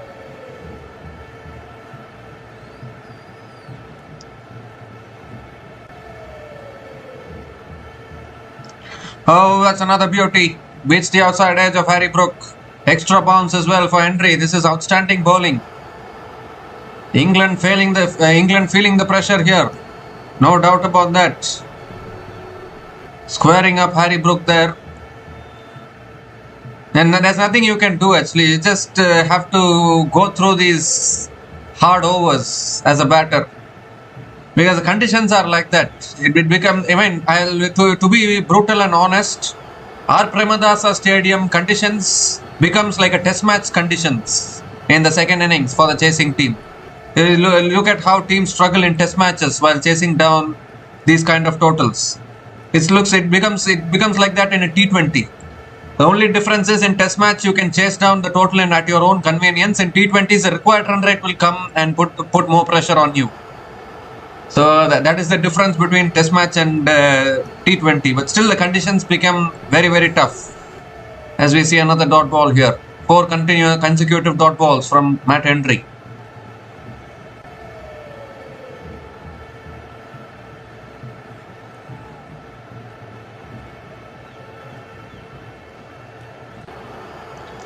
This time comes down the wicket and Harry Brook gets it over covers and that'll run away for 4. So using his feet there and showing some aggression, Harry Brook, and he picks up his first boundary in this innings.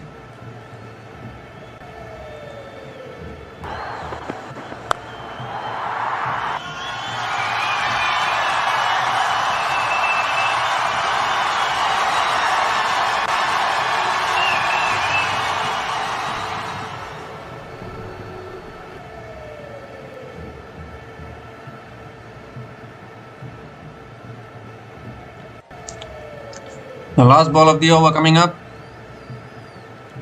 Well, that's a pickup shot from Brook and that's gone miles back. What a shot that is. It's hit the full screen on which the scoreboard is displayed. They need to fix that screen now. Almost broken that screen there, the full screen in that stadium.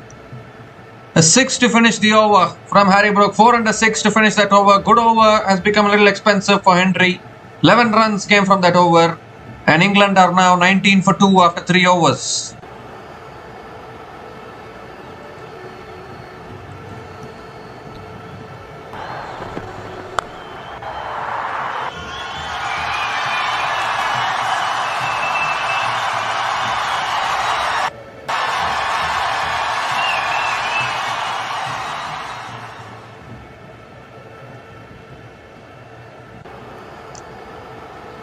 So Lockie Ferguson is continuing into his second over, 1 for 5 in his 1 over so far. New Zealand's priority is to win this game and qualify for the semi-final.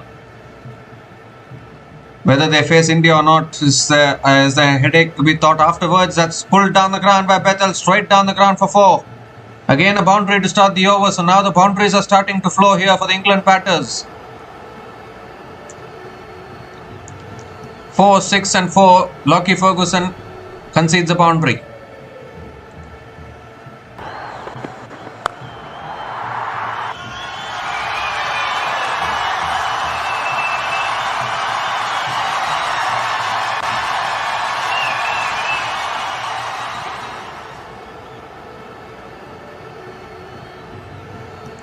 I think New Zealand need to switch to spin from the next over because now the runs are starting to flow for the Pacers. So better to switch to spin. That's pulled away by Bethel towards deep square leg and picks up another single. Harry Brook is back on strike. And New Zealand need to be careful. If they are losing this game, don't lose it by a big margin because Pakistan are watching this. They still have an opportunity in their last match.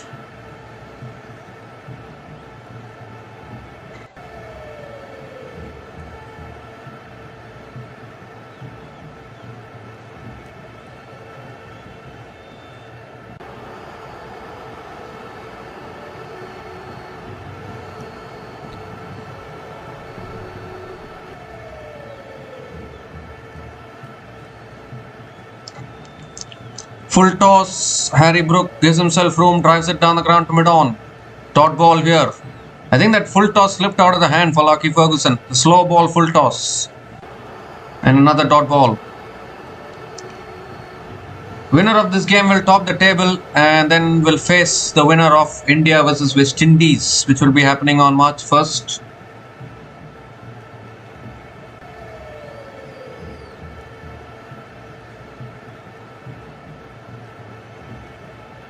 Already people are starting to talk about who is going to avoid facing India in the semi-finals. Well, we'll follow VW here. Umpire says not out. Will they go for the review? I think that looked very, very close actually.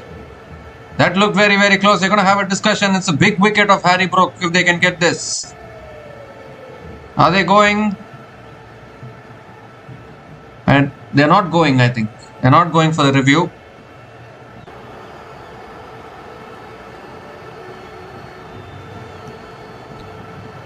I think it's outside the line. So hence it is not out. Many people are talking about avoid facing India in the semi. First of all, India need to beat West Indies. Many people are forgetting that they're taking West Indies for granted. And rightly so, because of India's domination in the last couple of years. He goes over the top, Harry Brook. Over covers and I'll run away for 4 as well. Second boundary in this over, Harry Brook. Once again switching gears here for England. This is danger signs for New Zealand.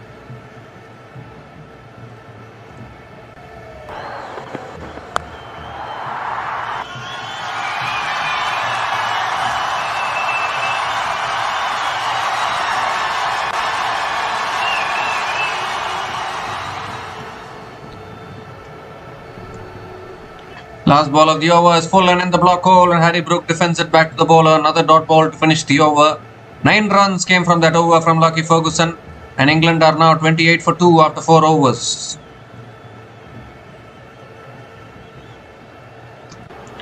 Now the thing is, now Indian fans are always taking oppositions for granted because India always dominates, isn't it?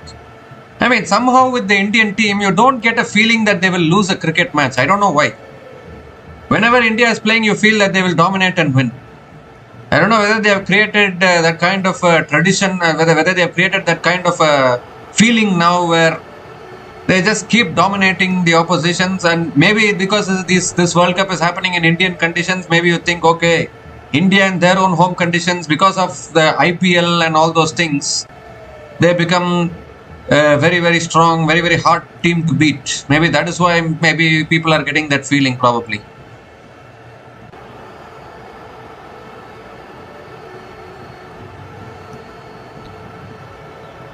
So bowling change here, finally spin being introduced into the attack for New Zealand. Mitchell Santner coming around the wicket to Bethel. And that shot pulled away straight to mid-wicket. Dot ball to start the over.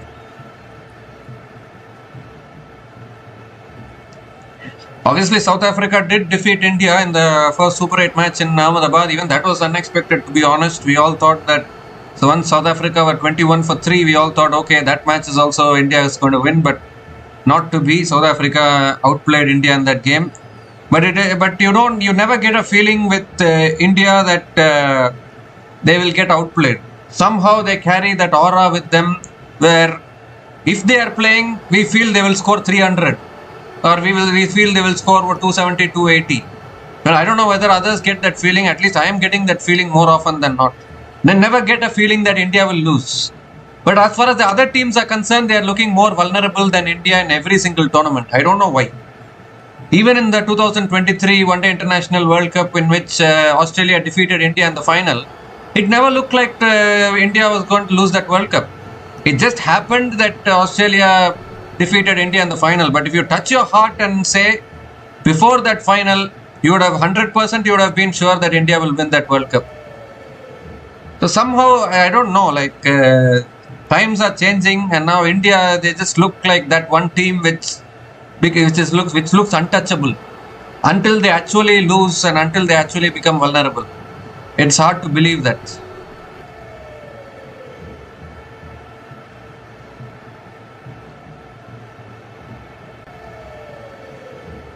So comes down the wicket again, and Bethel drives it back to the bowler. Another dot ball from Santner.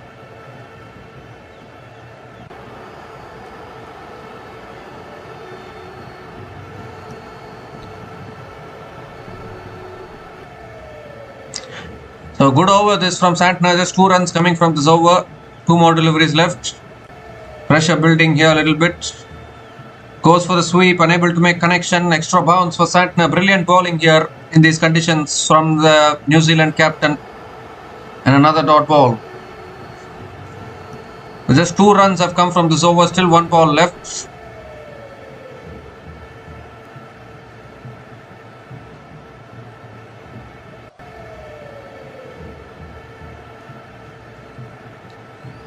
The last ball of the over coming up. And he goes for the reverse sweep, gets it in the gap, and they'll run away for 4. So such a good over, ends with a boundary to finish that over. 6 runs came from that over, and England are now 34 for 2 after 5 overs.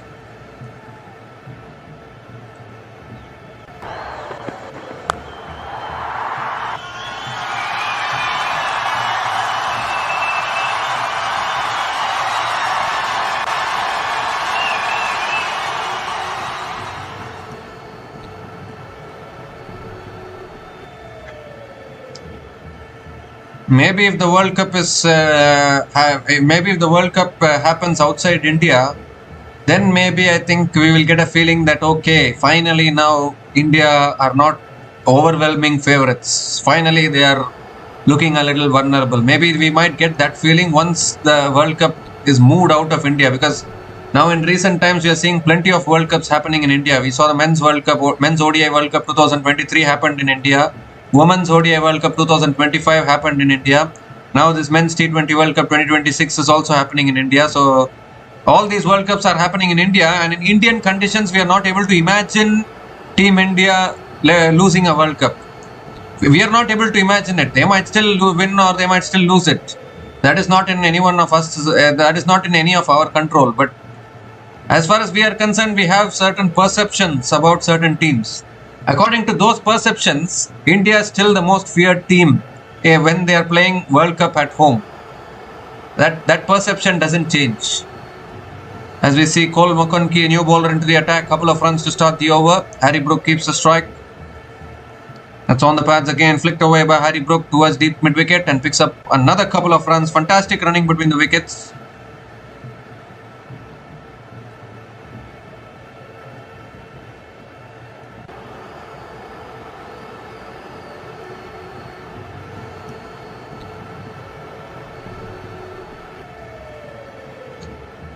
Maybe when India are playing in Sri Lankan conditions or Australian conditions or maybe England conditions, South African conditions, maybe India can get tested in those conditions, because normally India don't play frequently outside of India.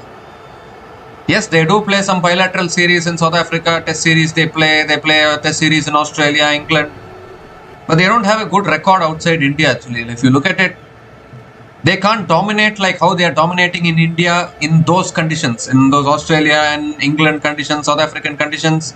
It will be very tough for India to dominate like how they are dominating at home. So that is where they can get exposed actually. But many World Cups are happening in India, so we just feel that okay, the World Cup is happening in India, and we all see this IPL is such a big league which is happening in India. People gain so much experience, players gain so much experience. So India becomes very untouchable. Suddenly India is the most feared team in the world.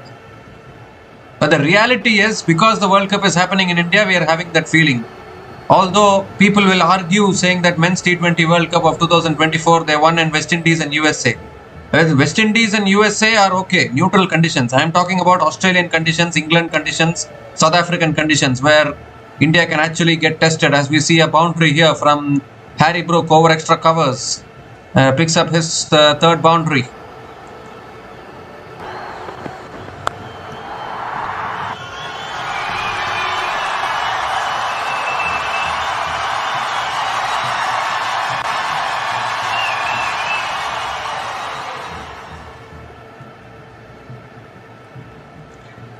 And then Harry Brook picks up another single. So 9 runs have come from this over, still 1 ball left. And this partnership now 41 from 27 balls between Harry Brook and Jacob Bethel. Last ball of the over coming up.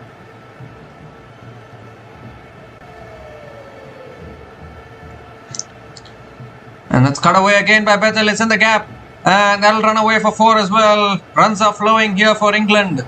Expensive over from Cole McConkie. 13 runs came from that over. And England are now off to a good start. 47 for 2 after 6 overs after the launch phase. And it's also the time for the drinks break.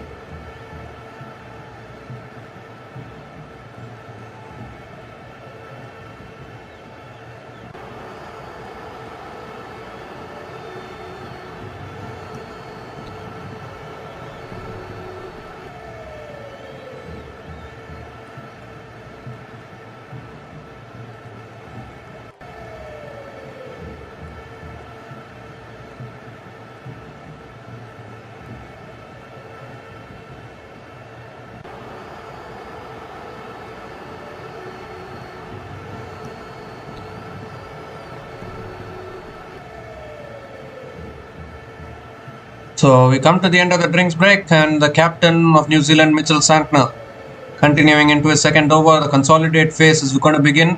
Required run rate of 8.07. England are really trying to challenge this year. Tough conditions to chase down a total. But England are saying, never mind, we will go, we are up for the challenge. A good start. They were 2 for 2 at one stage. With both openers gone, we all thought, okay, maybe we are seeing another chasing team crumble, but not to be. These two batters are doing something. Let's cut away towards deep extra covers, and Harry Brook picks up another single to start the over.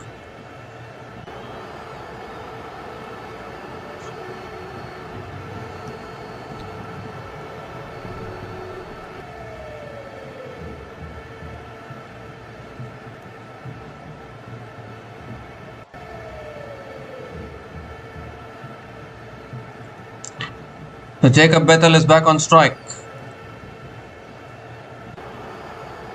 I think they'll try to play out Santner, maybe try to go after the other bowlers. Flow through the air again, looking to spin it away, unable to make connection. Another dot ball from Santner.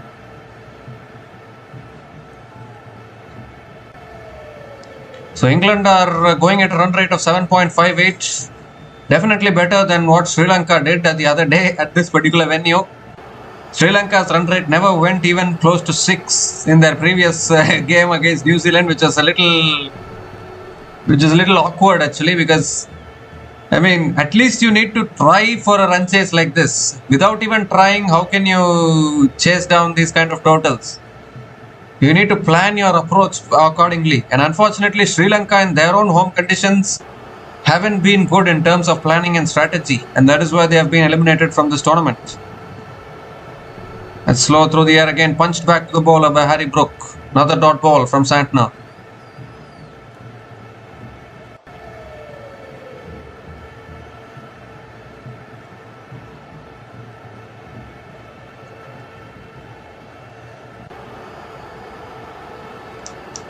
So just 2 runs coming from this over, still 2 more deliveries left. That's defended again by Brook. Back to the bowler. Another dot ball from Santner. 1 more delivery left in this over. This is a good little partnership building up. Jacob Bethel getting some runs under his belt. He has also struggled for form, apart from a half century against Nepal. That's swept away by Brook. Down to deep mid wicket and picks up another single to finish the over. 50 comes up for England. 3 runs came from that over. And England are now 50 for 2 after 7 overs.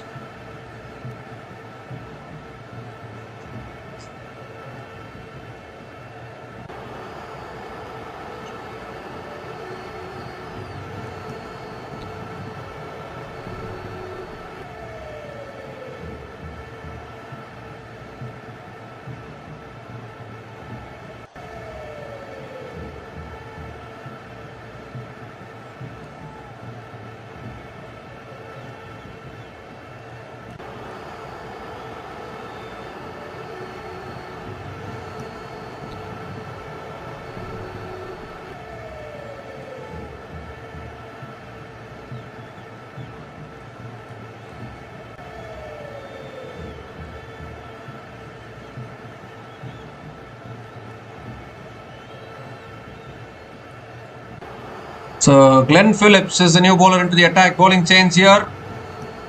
And Harry Brook goes down the ground. Long off. Takes the catch. What a big wicket that is for New Zealand.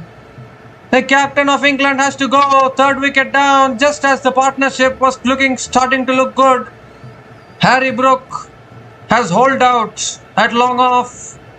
And straight away, Glenn Phillips, what a bowler he has been for New Zealand over the years, whether be it any format of the game, whether it's Test format, T20 format. Phillips has been really good with the ball, and he strikes first ball of his spell. And what a big wicket to get, the centurion from the previous match. Harry Brook, who has been in the form of his life recently for England, unfortunately is making the long walk back. 3rd wicket down for England. Brook is gone after scoring 26 from 24 balls. Another twist in this tale. England are now 50 for 3 after 7.1 overs.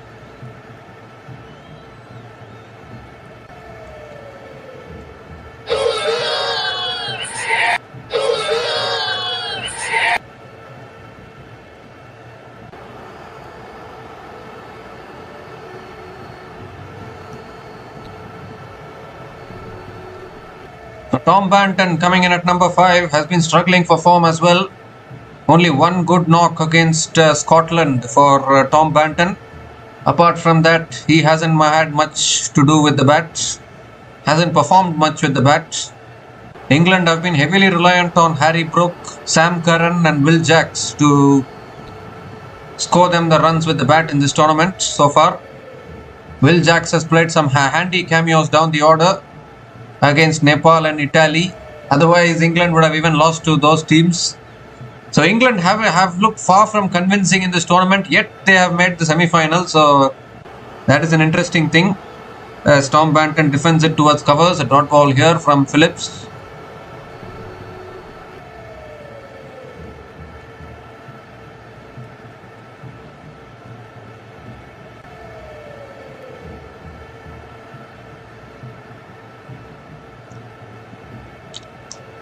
That's pulled away from Tom Banton towards deep square leg and gets off the mark with a single.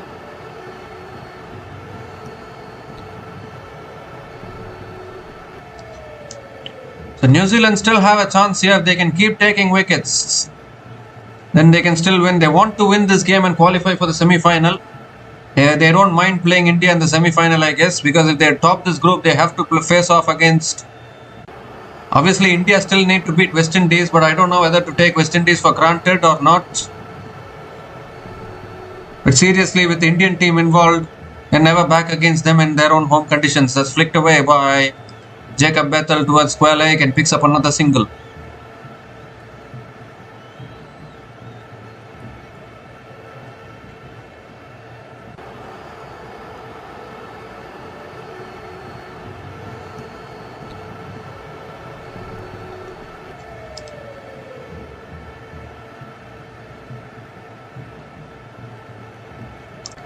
That's swept away by Banton. Has found the gap here. One bounce and into the boundary for 4. Aggressive shot from Tom Banton there.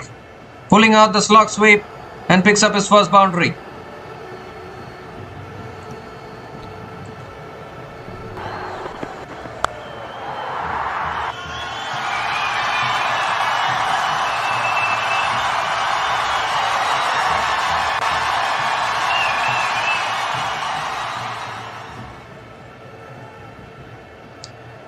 The last ball of the over coming up, and it's defended again by Banton towards covers. Another dot ball to finish the over. 6 runs came from that over, including the wicket of Harry Brook, and England are now 56 for 3 after 8 overs.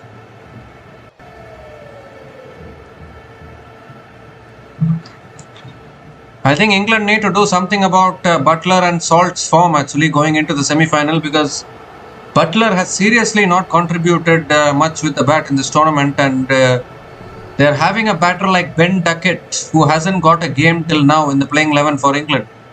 Why not play Ben Duckett in the playing 11 and drop Jos Buttler? I know it still sounds a bit harsh because Butler is a big game, one of the greatest players for England, but unfortunately maybe he needs a break, because if Butler is going to keep failing like this, if he fails in the semi-final also, I don't think it will look good for England. Although I'm sure that England will back Jos Buttler in the semi-final, because Butler is obviously a proven match winner for them, proven player, so they will go with him. But I personally think that if he doesn't look good at all, if he's not able to score runs like how he was a few years ago, so that is hurting England a little bit. Because England are not getting those opening partnerships now suddenly. Every match they are losing 1 or 2 wickets in the power play, and that will hurt them going into the semi-final, because every time you cannot be losing early wickets like that. The opening partnership will have to deliver. Same problem was happening to India even before yesterday's game. Even India were not getting those opening partnerships. They changed the opening partnership yesterday, brought in Sanju Samson, and suddenly things started to improve, even though it was against a relatively weaker team like Zimbabwe. So like that, I think you need to make some changes if your opening partnership is not working. As Rachin Ravindra is a new bowler into the attacks, bowls a dot ball here. Just 1 run from the first 2 balls of this over.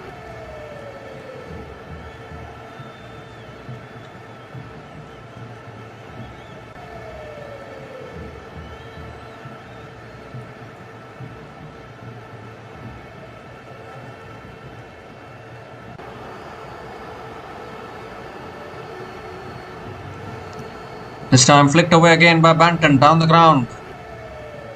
It's just towards deep mid wicket and picks up another single. Rachin Ravindra picked up 4 wickets in the previous match against Sri Lanka, and that is why he's been brought into the attack here. Try and pick up more wickets. Tell you what, this is not going to be an easy run chase. It's still looking very tricky for England here.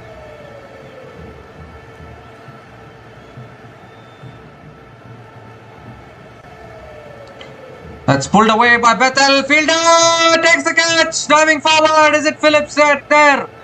Who is it who has dived forward there? I think it's Glenn Phillips. Has taken the catch, and another wicket down here for England. Is Jacob Bethel. Suddenly both the set batters have been dismissed here. England in all sorts of trouble now. Rachin Ravindra, as he did in the previous game, comes into the attack. Provides the breakthrough for New Zealand here. The 4th wicket down for England, and so things are looking a little glum for England and Pakistan at the moment, because Pakistan, their hopes are dependent on this game as well. So Rachin Ravindra with a very important wicket here. Jacob Bethel is gone after scoring 21 runs from 16 balls, and England are now 58 for 4 after 8.4 overs.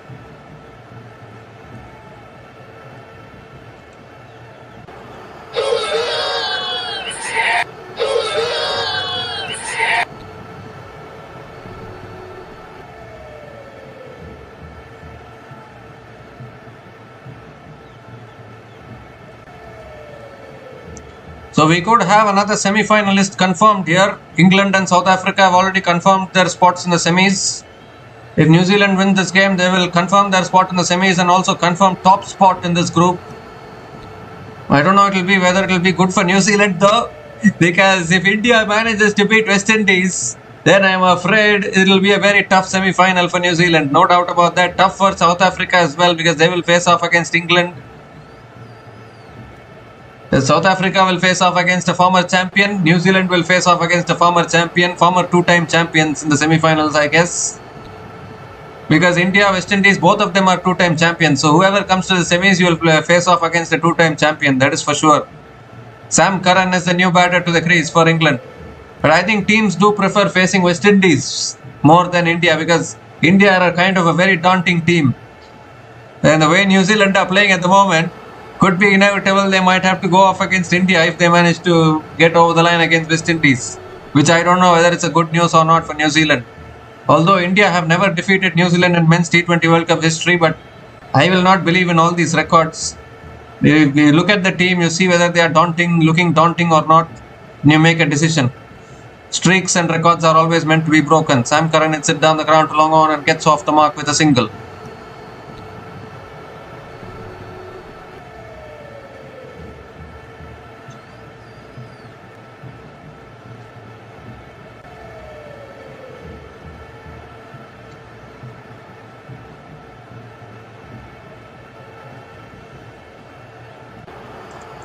Whenever India is involved, I mean, no record can stop them actually. Only for India, I'm saying. For other teams, maybe it might work, it might not. As defended again by Tom Banton towards point. Another dot ball to finish the over. 3 runs came from that over, including the wicket of Jacob Bethel, and England are now 59 for 4 after 9 overs.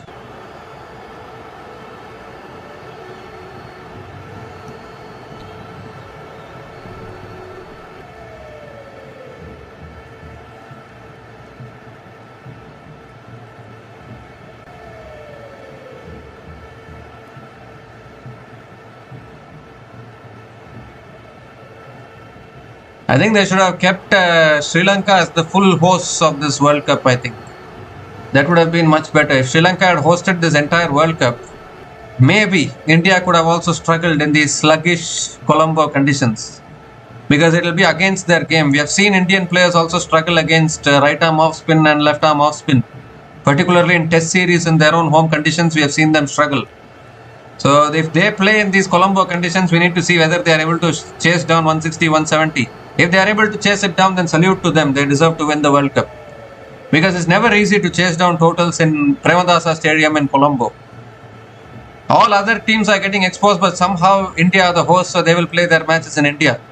And in India, you never get these kind of conditions. You always get a highway condition where 180, 190, 200 is getting scored. But if they play in these conditions, we need to see whether you are able to score. You won't be able to score 200. Even God can't score 200 in these conditions. And that is where we need to see whether India can win or lose. I appeal for LBW here. It's gone off the pads. And Tom Banton picks up another single.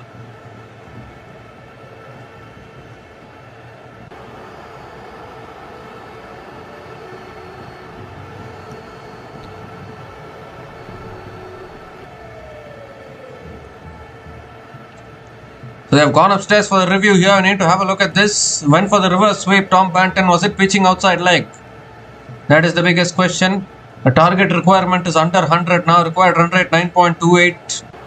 Gettable in any other condition, but in Premadasa, I'm not quite sure.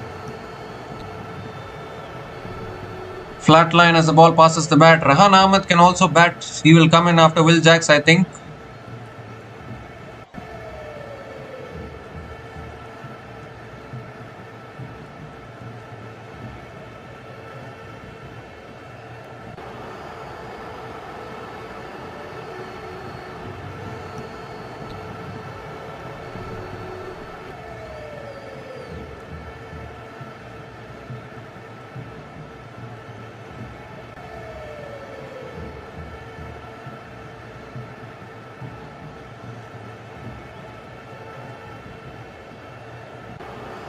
You just need to see whether this is pitching outside leg stump or not. That is the biggest question. A very brave review taken by New Zealand, no doubt about that.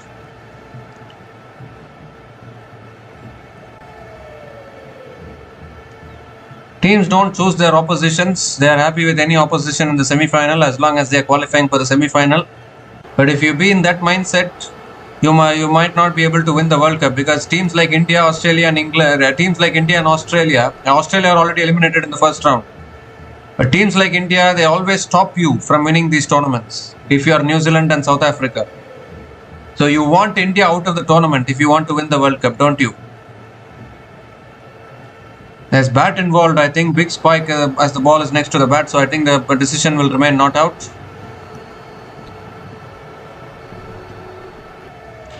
Because the thing about India is that they themselves will beat you in the semi-final and final, and they themselves will call you chokers, saying that you are not able to win the World Cup. You win the World Cup and prove to them that you are not chokers. For that, you need India out of the tournament. I'm making it simple. 4 more deliveries left in this over. Sam Curran is back on strike.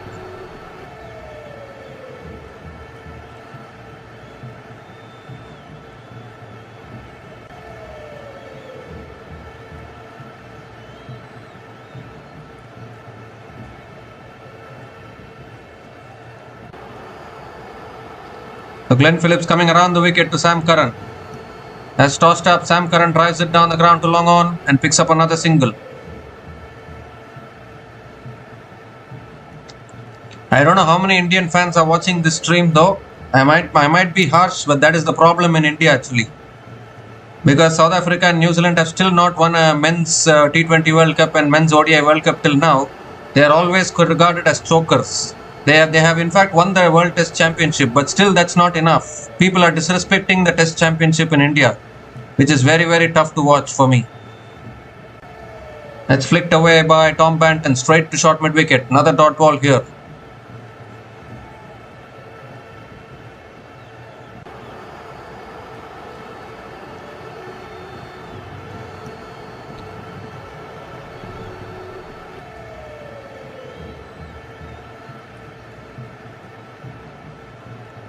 I mean, it's like saying,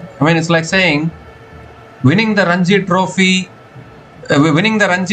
is not enough. You need to win Syed Mushtaq Ali Trophy and Vijay Hazare Trophy to prove that you are not chokers. It's like saying like that. Winning the World Test Championship is not enough. You need to win the ODI World Cup. You need to win the T20 World Cup. Only then you are the best team. WTC is not the best tournament. Like that people are saying. What can you say? What can you prove to all these teams, all these people actually? We come to the end of the over. 5 runs came from that over from Glenn Phillips, and England are now 64 for 4 after 10 overs.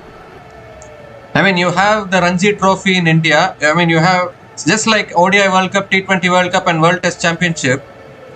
We have the Syed Mushtaq Ali Trophy, Vijay Hazare Trophy, and Ranji Trophy in India. Domestic tournaments for all the three formats. Ranji Trophy is basically like the World Test Championship, test format. You will play for 4 to 5 days every single match, and whoever wins that match will be the winner. Syed Mushtaq Ali is basically the T20 tournament. Vijay Hazare is basically the one-day international tournament. I am asking you, now Jammu and Kashmir are on the brink of winning the Ranji Trophy. Will you say, no, this is... What is this? Why are you winning the Ranji Trophy? You haven't won the Syed Mushtaq Ali Trophy and Vijay Hazare Trophy. So you are the choker. Ranji Trophy is not enough. Syed Mushtaq Ali Trophy and Vijay Hazare Trophy you need to win. That is what people are telling to South Africa and New Zealand. They are the WTC champions. New Zealand won the WTC in 2021. South Africa are the current holders of the World Test Championship. But that is not enough. You need to win the T20 World Cup and ODI World Cup. Where did this T20 and ODI come from? Why are you degrading teams based on these two World Cups alone? Are these two World Cups the only World Cups that are happening in cricket? I'm sure there are other World Cups, other ICC tournaments are also there, right? So why unnecessarily degrading teams? Very poor attitude actually. Degrading teams is not good at all. That is what has to be said. A superb shot here from Sam Curran towards deep extra covers and picks up his first boundary. That's a beautiful shot through the offside, and that will release some pressure for England.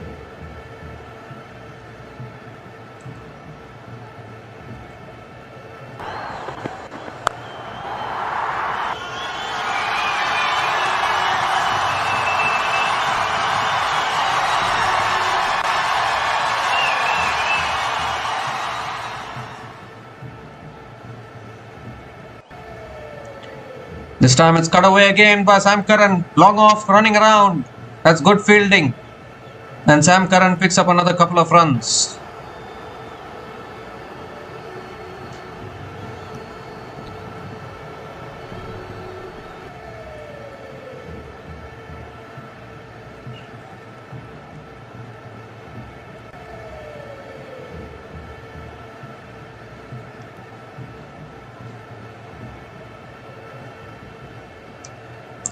As quicker delivery here, Sam Curran punches it again down to long off and picks up another single. So good over so far from Rachin Ravindra. 7 runs have come from this over, still 1 ball left. The required run rate is still 9.71. Still work to do for England here.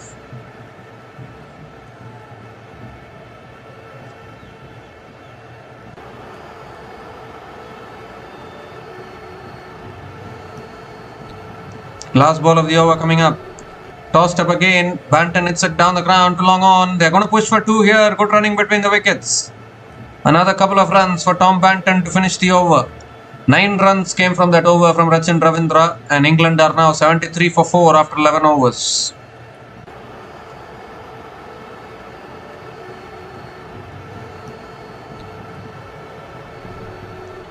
So it is still chaseable for England here. This partnership now is going good. They need to keep their wickets in hand. Very, very important.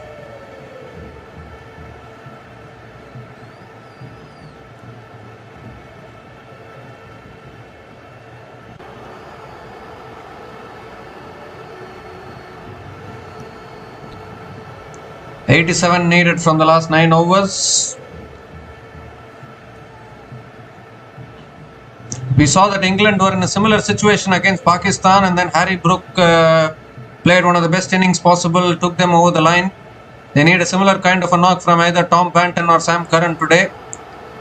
But in sluggish conditions like the R. Premadasa Stadium, it's very doubtful whether you can get over the line. Glenn Phillips continuing into his 3rd over. Tossed up. Curran drives it down the ground to long off and picks up another single to start the over.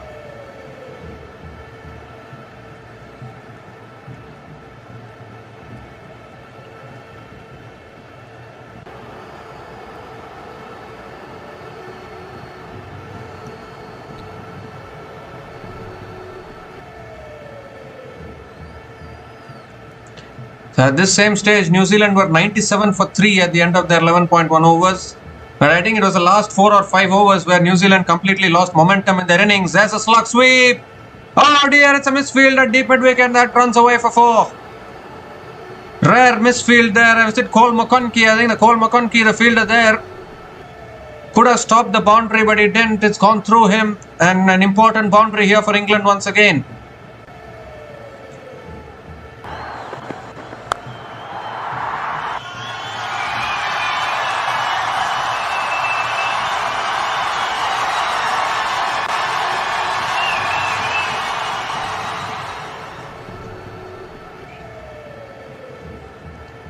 Third ball of the over coming up. We cannot afford to relax here. New Zealand, that's driven down the ground by Banton towards long off and picks up another single. England are still in this run chase here. Required run rate 9.53. It's looking still gettable. They still have batters like Will Jacks and Rehan Ahmed who can bat actually. Rehan Ahmed is a like for like replacement for Jimmy Overton today in the playing 11. And they brought Rehan Ahmed particularly because this is spin friendly conditions in R. Premadasa.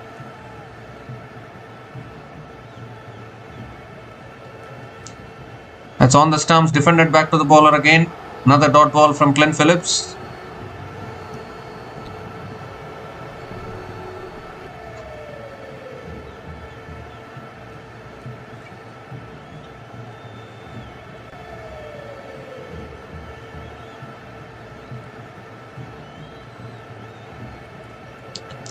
Goes for the drive, Stewart's point, and Sam Curran, a little bit of a fumble there at point. Sam Curran picks up another single. 7 runs have come from this over, still 1 ball left.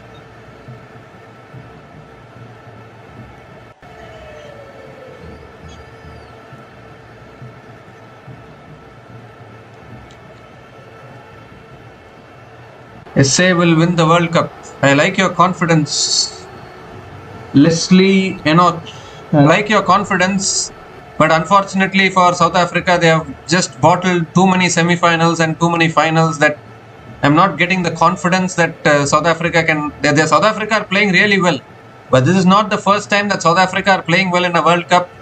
And they always, when it comes closer to the semi-final and final, fear starts to creep in because they are the biggest bottlers. You saw last final, the 2024 final, South Africa needed only 27 runs to win from the last 28 balls against India. Heinrich Klaasen went berserk against Akshar Patel, brought the equation down to a runner ball, still managed to lose from there. Golden opportunity, the World Cup was in their hands, but they didn't want to win it. They couldn't win it from there. They still found a way to lose. So somehow when even though South Africa might be the best team in the world, they might be dominating big time, but just because they have found ways to bottle so many World Cups, they just don't get that feeling that they can win a World Cup. Same thing with New Zealand actually. Somehow when those semi-finals and finals come, they just don't get confidence in them. And they've got themselves to blame for that because you cannot keep on bottling semi-finals and finals, right? Somewhere down the line, you need to handle those pressure situations. When it matters the most, you need to be able to perform. And I think that is where South Africa and New Zealand have always, apart from those World Test Championship finals which they have won, apart from those World Test Championship titles which they have won, they haven't had, they have been the they have been good teams who have underachieved so far. That is how we need to describe it. As we see another boundary here from Sam Curran. So the boundaries are starting to flow here for England. Second boundary for Sam Curran. Short ball from Santner. Pulled away towards deep square leg for 4.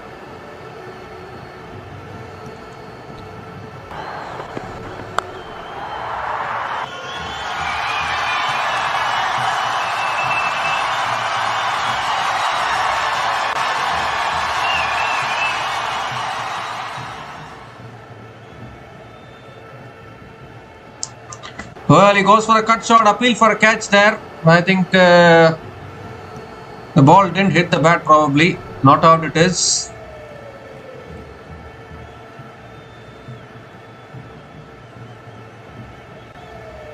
The 2024 final was the biggest missed opportunity as far as South Africa was concerned. The World Cup was in their hands actually. It was in their hands. All they needed to do was just hold on to the World Cup and not let it go. 27 needed from 28 balls. 99 times out of 100 you will chase down an equation under a runner ball with 5 or 6 wickets in hand, won't you? How can South Africa bottle such an equation? It just blows my mind actually. You find different ways to bottle matches when it matters the most. Another dot ball to finish the over. Good over here from Santner. Just 5 runs came from that over. And England are now 89 for 4 after 13 overs.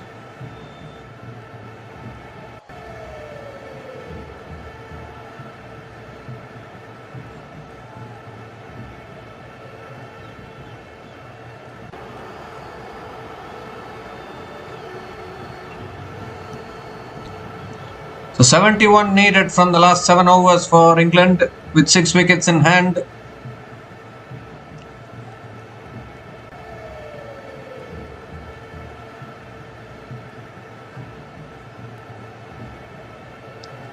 Yeah, that is what I'm talking about. They're always losing in the final or the semi-final. It just sometimes it's when it crosses a limit, we start to lose patience when we are watching them lose those semi-finals and finals. But obviously, yes, South Africa have now recently they are the World Test Championship holders. They defeated Australia in that final in last June. They won at the Lords, the WTC final. So that has relieved some burden of that choker's tag, it has to be said. At least they have won in the test format. That is a blessing for South Africa. So Ish Sodhi now is the new bowler into the attack. A bowling change for New Zealand here. Ish Sodhi, the bowling change. Sam Curran is on strike. The ball spinning into him. So I think Curran should enjoy it.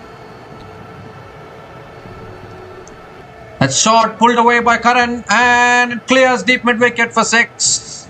That's a great way to start the over. Drag down delivery from Ish Sodhi. Half tracker.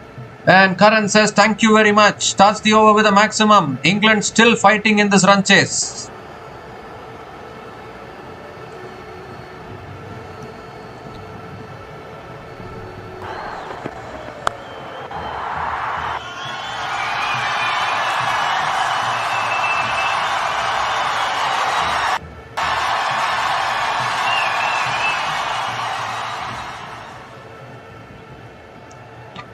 This time it's pulled again back to the bowler by Curran. Another dot ball here. 65 needed from the last 40 balls. Can England do this? Required run rate of 9.75.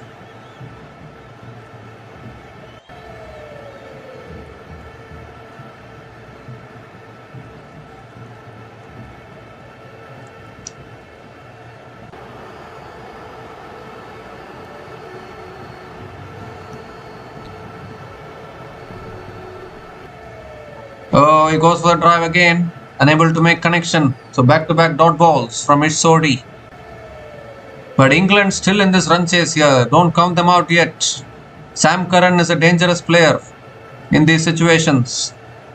And they're playing spin really well in these middle overs. Normally England are not that good against spin, but still playing well. 3 more deliveries left in this over.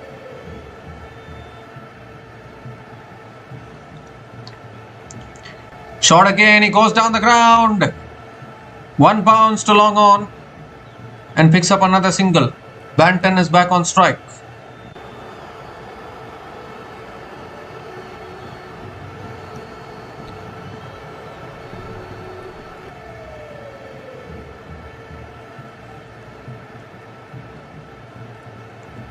But Tom Banton is back on strike. 2 more deliveries left in this over. 7 runs from this over so far. After conceding a 6, good comeback from Ish Sodhi. But Banton also getting some runs under his belt will give him some confidence going into the semi-final as well, because he has also struggled for form. Only 1 half century against Scotland in this tournament. Apart from that, Banton hasn't done much. Quicker delivery. That's punched straight to covers. Another dot ball here from Banton. I mean, somehow England are finding ways to come back from difficult situations. Traits of a champion team seen in England actually, in all honesty. They refuse to give up. We saw it in the game against Nepal and Italy as well. Just when they looked like losing, they pulled it back towards the end. Even against Sri Lanka, it looked as though England had posted a below par total. And just imagine, England scored only 146 against Sri Lanka. We all thought, okay, Sri Lanka will ease through the run chase. They will chase easily. They will chase down 147, but nope. Sri Lanka folded for 95. And even in the previous game against Pakistan, England lost early wickets, still managed to get over the line. And now again, still fighting in this run chase. So somehow England are doing something correct. They are always fighting in these matches. As we come to the end of the over, 8 runs came from that over, and England are now 97 for 4 after 14 overs.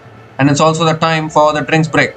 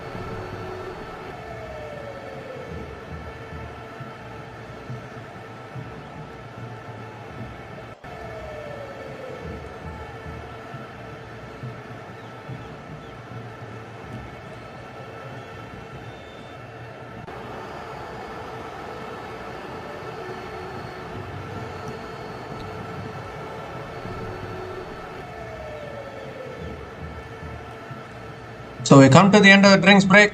England 97 for 4 after 14 overs. This partnership now 39 from 32 balls. 63 needed to win from the last 6 overs for England. Still can go either way actually. Anybody's game this. Rachin Ravindra is into his 3rd over here. Bowling the 15th over of this innings. Tom Banton is on strike. Ravindra coming around the wicket. And Banton goes high up in the air. Now is this going to be a catching opportunity? 2 fielders coming after it, but it lands safely. It lands safely and Banton picks up a couple of runs to start the over. Very, very risky shot to play there from Tom Banton. Getting the top edge, it should have been a catch actually, but none of the fielders could get there.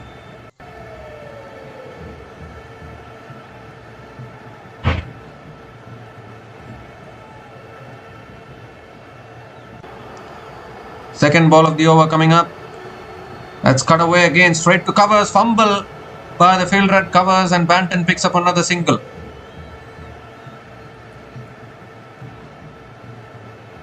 100 comes up for England.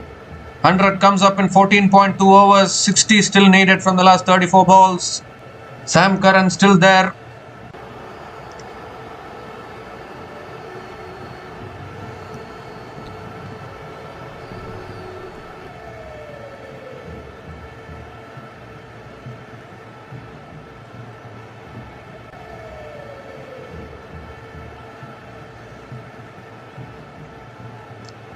Curran goes big, but the fielder is there. It's taken a deep mid wicket. What a big wicket that is. Sam Curran has to go. Rachin Ravindra again, the man with the golden arm at the R. Premadasa Stadium.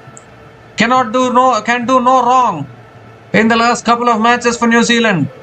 Strikes once again, and this dangerous partnership has been broken. New Zealand breathe again. Sam Curran hit it too flat there. And Glenn Phillips, you don't hit it to Glenn Phillips. He is such a good catcher of the ball. Rarely drops catches. Ravindra with his second wicket today. And England have lost half their side. England are now 100 for 5 after 14.3 overs. Sam Curran goes after scoring 24 from 22.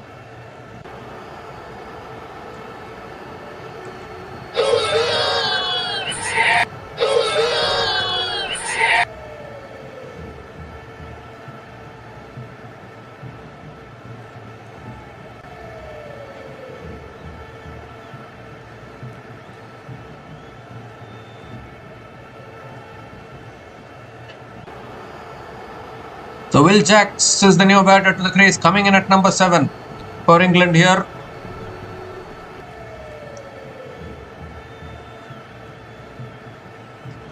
Will Jacks has been the saviour for England plenty of times, lower down the order this season, in this tournament. Can he do it again here? 60 needed from 33 balls, required run rate of 10.91.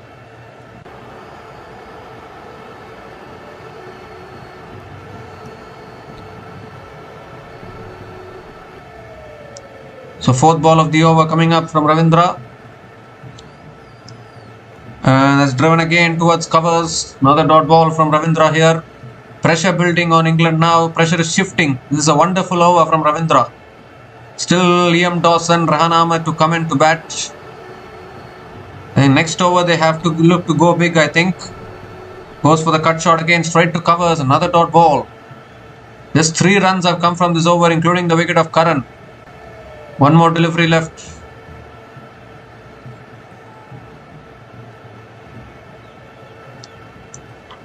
The last ball of the over coming up. And it's driven down the ground by Jacks. Gets off the mark with a single to finish the over. What an outstanding over from Rachin Ravindra. Just 4 runs came from that over, including the wicket of Sam Curran. And England are now 101 for 5 after 15 overs.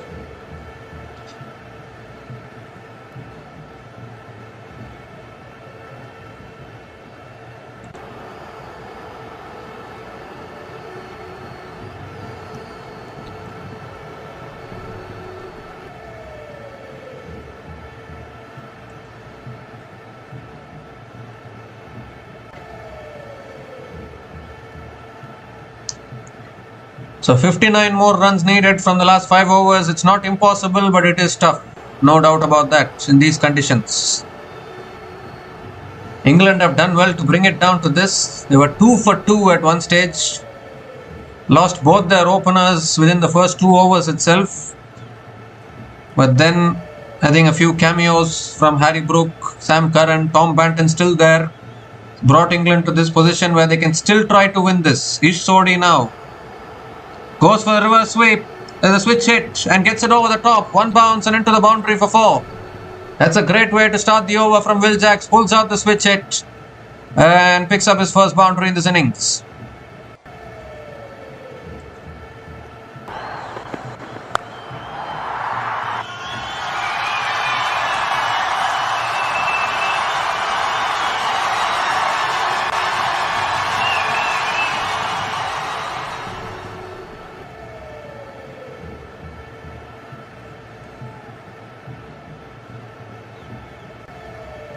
Now look out for Will Jacks. He has been the saviour for England all these games. Lower down the order, he contributes, makes some valuable contributions with the bat. Second ball of the over coming up. Oh, quicker delivery, appeal for LBW, maybe sliding down the leg side, or will they go for the review? Sliding down the leg side, will they have a discussion about the review? I don't think so. So it's a dot ball here.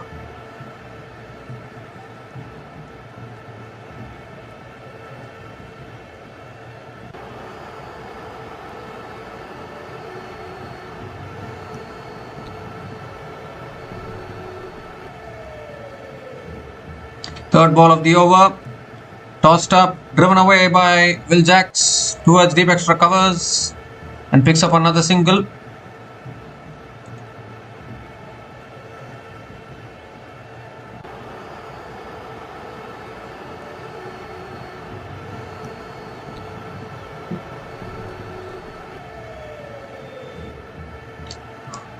Tom Banton is back on strike.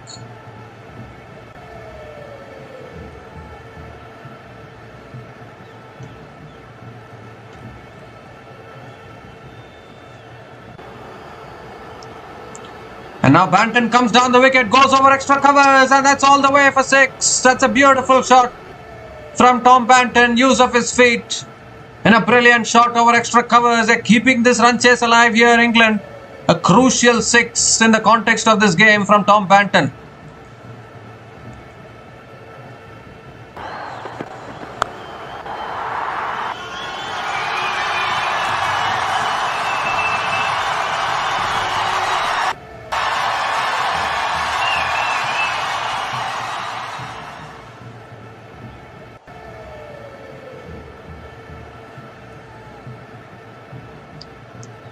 This time it's flicked away by Banton. Quicker delivery there. It's towards deep mid wicket. Might push for 2 here. And they will get it. That's good running. Another couple of runs for Tom Banton.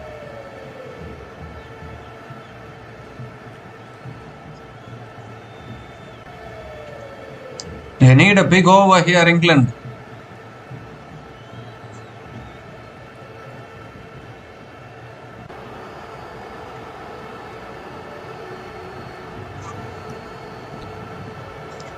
The last ball of the over coming up.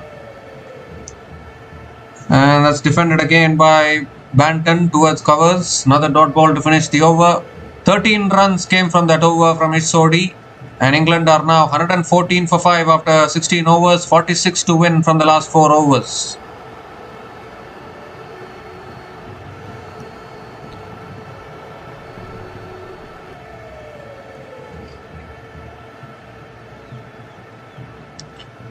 So the next over will be crucial, I think, for both the teams.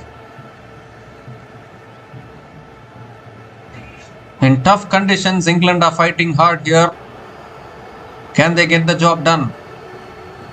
Tom Banton getting some runs, finding some form here before the semi-final for England. Just their openers, Phil Salt and Josh Butler, not able to contribute much. But apart from that, I think England are sorting out other issues. Rachin Ravindra is going to be a bowl out here. He's into his last over. He's been the toughest bowler to target actually among all the New Zealand spinners. Rachin Ravindra has been the toughest bowler to go after. Will Jacks is on strike. That's cut away by Jacks down the ground to long off and picks up another single to start the over.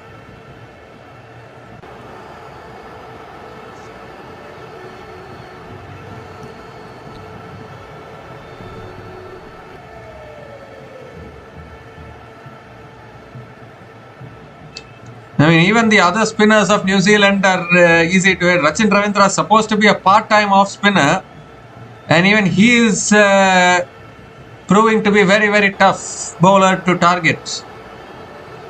As tossed up again, driven away by Banton towards cover. It's on out, but they'll make it, I think. I think he's completed the single. It's made his ground. A quick single was attempted straight to the fielder actually.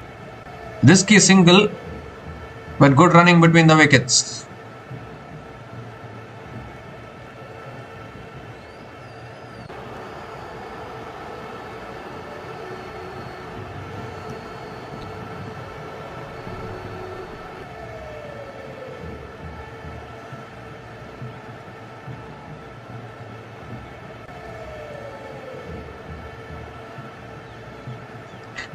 So Will Jacks is back on strike. They need a couple of sixes here.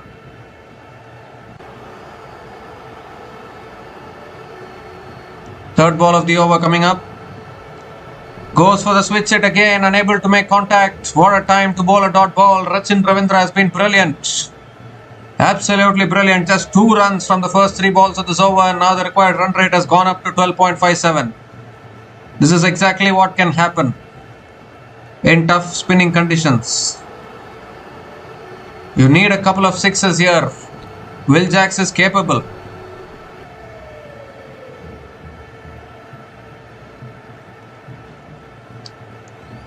That's another quicker ball. It's hit down the ground by Jacks towards long off. Picks up another single. Singles are not going to do the job for England, that is for sure. Required run rate has gone up to 12.90 now. Only 3 overs left after this. They need to go big in 1 over.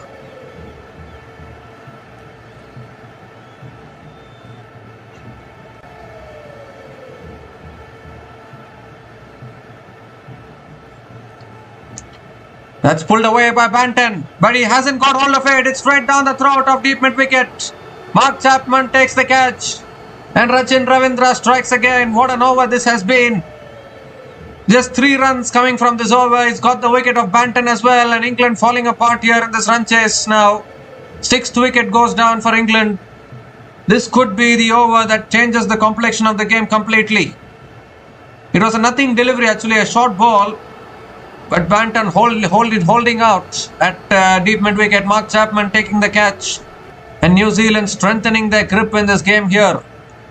Tom Banton is gone after a good knock of 33 from 24. England are now 117 for 6 after 16.5 overs.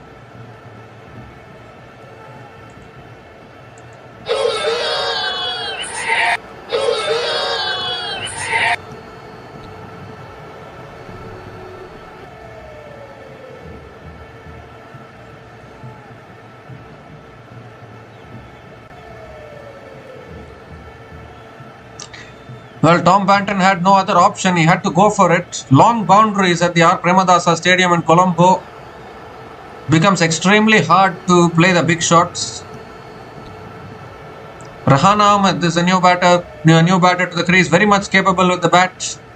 Has no time to settle in. Has to go for the big shot straight away.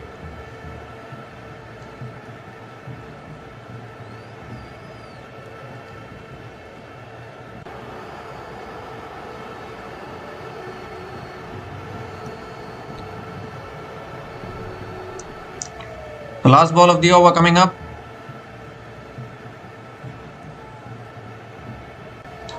Oh, he goes for the cut shot, unable to make connection. Another dot ball to finish the over. What an over from Rachin Ravindra. Just 3 runs came from that over, including the wicket of Tom Banton. And England are now 117 for 6 after 17 overs with 43 needed from the last 3 overs.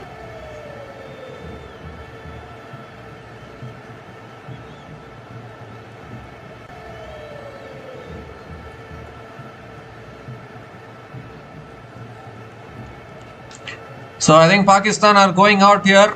Not good signs at all for Pakistan. 43 needed from the last 3 to keep Pakistan alive in this tournament even mathematically. Can Will Jacks do something here? Rachin Ravindra has finished his spell. You have to go berserk now. They need 20 runs in an over probably.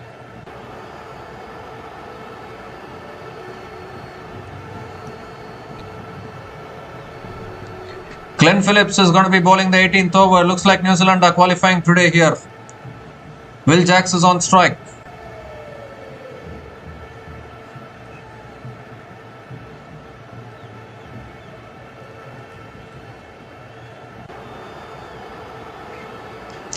Oh, he moves across his stumps, looks for the big shot, a little bit of an inside edge.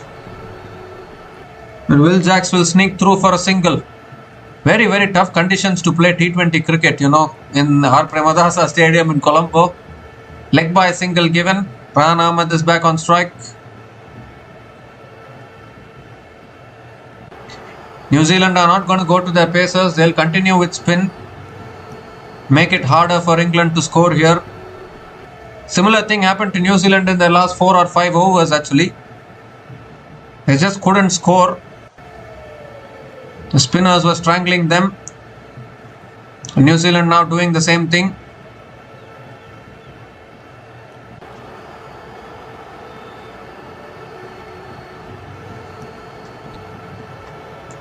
Well, Rahan Ahmed uses his feet. He's gone big. He's gone massive. That's all the way for 6. So Rahan Ahmed says, why do you even need Will Jacks? I will do the job. I will clear the boundary. Picks up his first 6 here. They need plenty more of this though.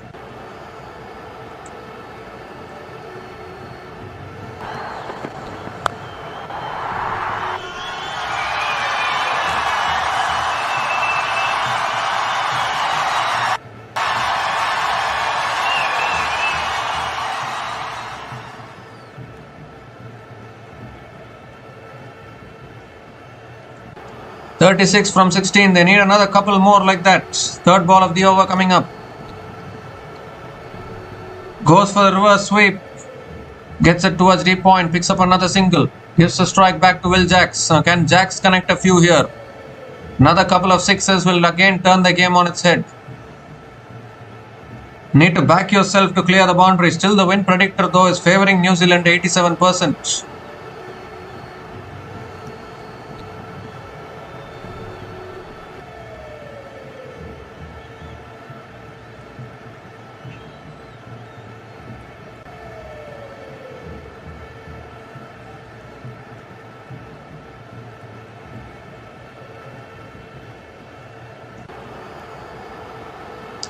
There Jacks goes again, and he's got that one. That's all the way for 6. That is what was needed for England.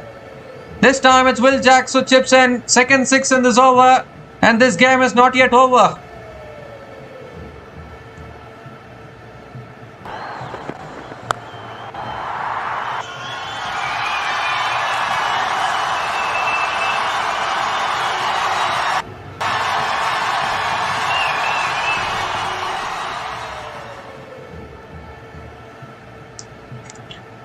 "14 runs have come from this over, still 2 balls left. Is there still life left in this contest?" Will Jacks is a powerful striker of the ball. 5th ball of the over coming up.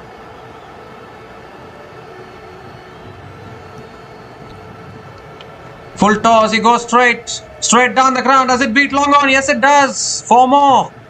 6 and a 4 from Will Jacks. And now it's shifting here. 18 runs have come from this over. This is exactly what England needed. 1 more delivery left.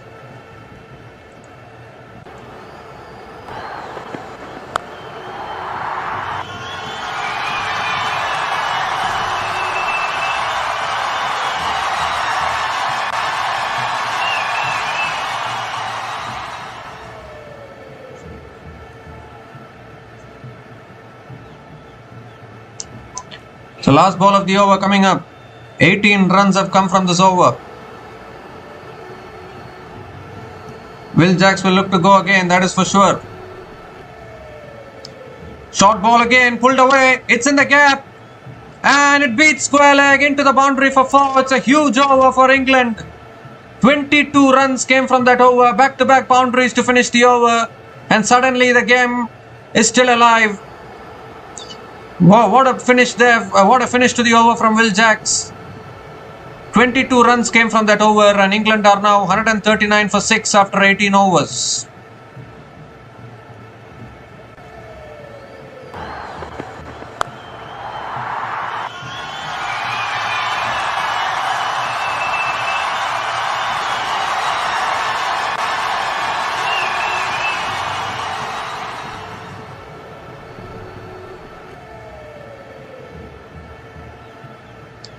Now then, 21 needed from the last 2 overs. Who is going to bowl the penultimate over? Will it be Mitchell Santner?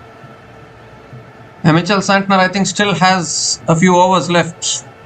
Yeah, I see. Mitchell Santner still has 1 over left. So Santner is going to bowl the penultimate over here. And this is going to be the challenge for both these batters now. Because it won't be easy to go after Santner. Maybe a chance of few wickets falling as well. Qualification on the line for New Zealand.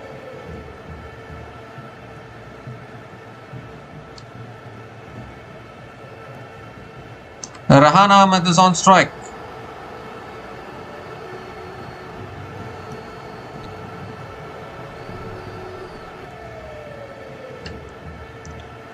Oh, Rahan goes for the switch hit, gets it over for a point, and that's 4 more. Oh dear, the game is shifting here. Equation now, 17 needed from 11 balls. Another boundary to start the over, and this time it's Rahan Ahmed.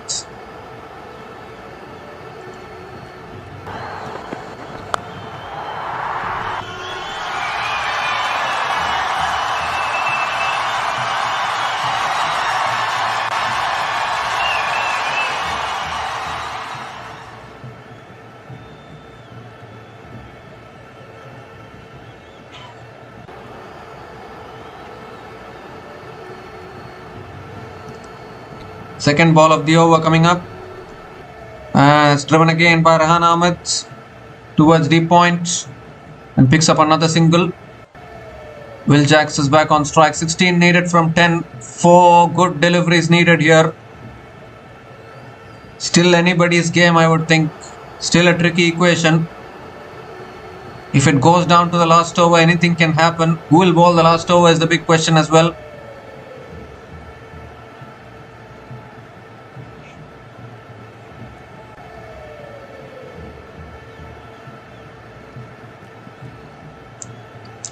Quicker delivery, cut away again by Jacks. Down the ground to long off. They might push for 2 here. And they will get 2. Another couple of runs for Will Jacks.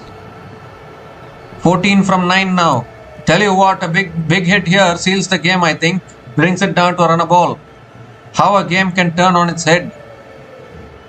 It was all looking good until that 18th over, which went for 22 runs from Glenn Phillips.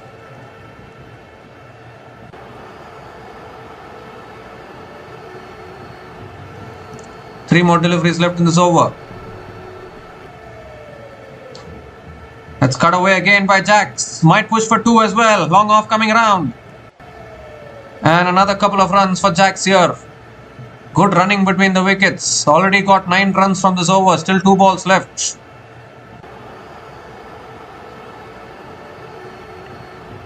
This game is going down to the wire here.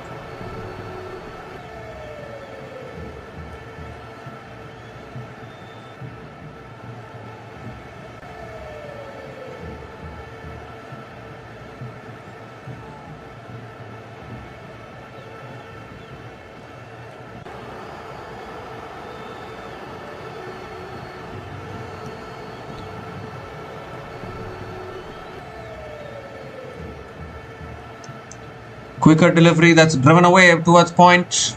Will Jacks picks up another single. 11 from 7 now. One more delivery left in this over. Big delivery for both the teams.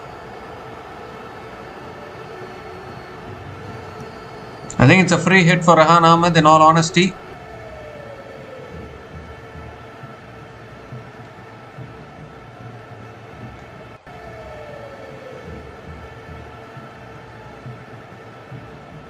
Last ball of the over. Comes down the wicket. Goes big. Goes massive. That's all the way, is it? Yes, it is. Clears long off. Another 6 to finish the over. Expensive over from Mitchell Santner. 16 runs came from that over, and now it is England's game to lose. England are now 155 for 6 at the end of 19 overs. 150 comes onto the board for England. Just 5 needed of the last over now.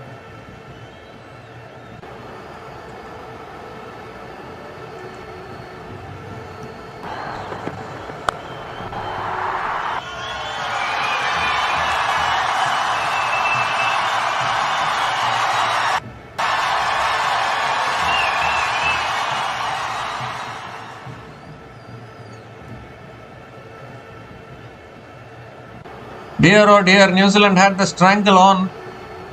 They looked like they would win this and qualify, but last 2 overs, 38 runs coming from the last 2 overs.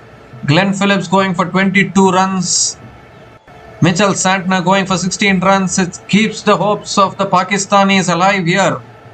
If England get over the line, just 5 needed now. Matt Henry is going to bowl the last over for New Zealand. But is it enough to defend? Only 5 needed for England.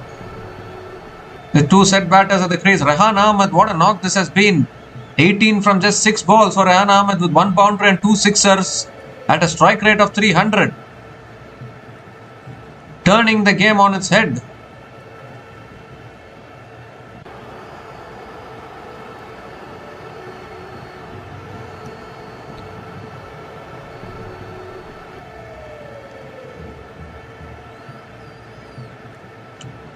And again, Will Jacks' useful contributions down the order. 27 from 16 balls.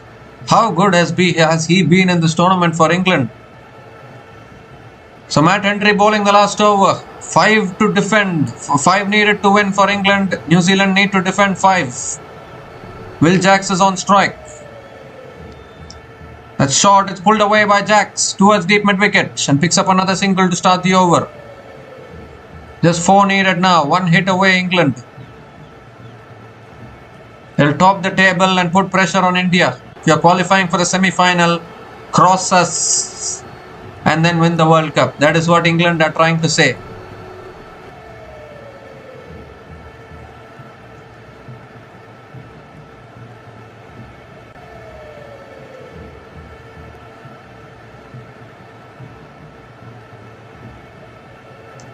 So Rehan Ahmed is back on strike. 4 needed from 5 balls.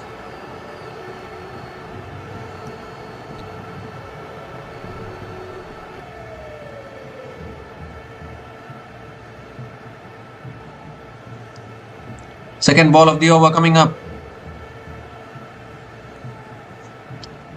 Comes down the wicket, pulls it away leg side towards deep mid wicket, and Rehan Ahmed picks up another single. 3 to get from 4 now.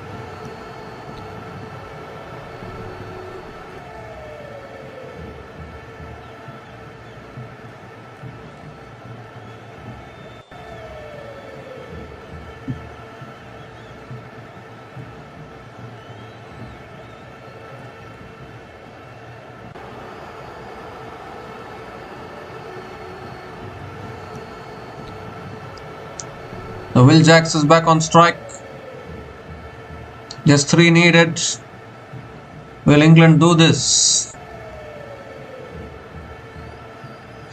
Third ball of the over coming up. Can Matt Henry hold his nerve? Oh, he goes for the pull. It's gone off the helmet. It's gone past the keeper. That'll run away for 4, and that is it. England have managed to hold their nerve, and they have gotten over the line, and they will finish at the top of the table. And they will take on the winner of India versus West Indies in their semi-final. That is confirmed. An outstanding run chase here from England. Never easy to chase this kind of a total at the R. Premadasa Stadium in Colombo.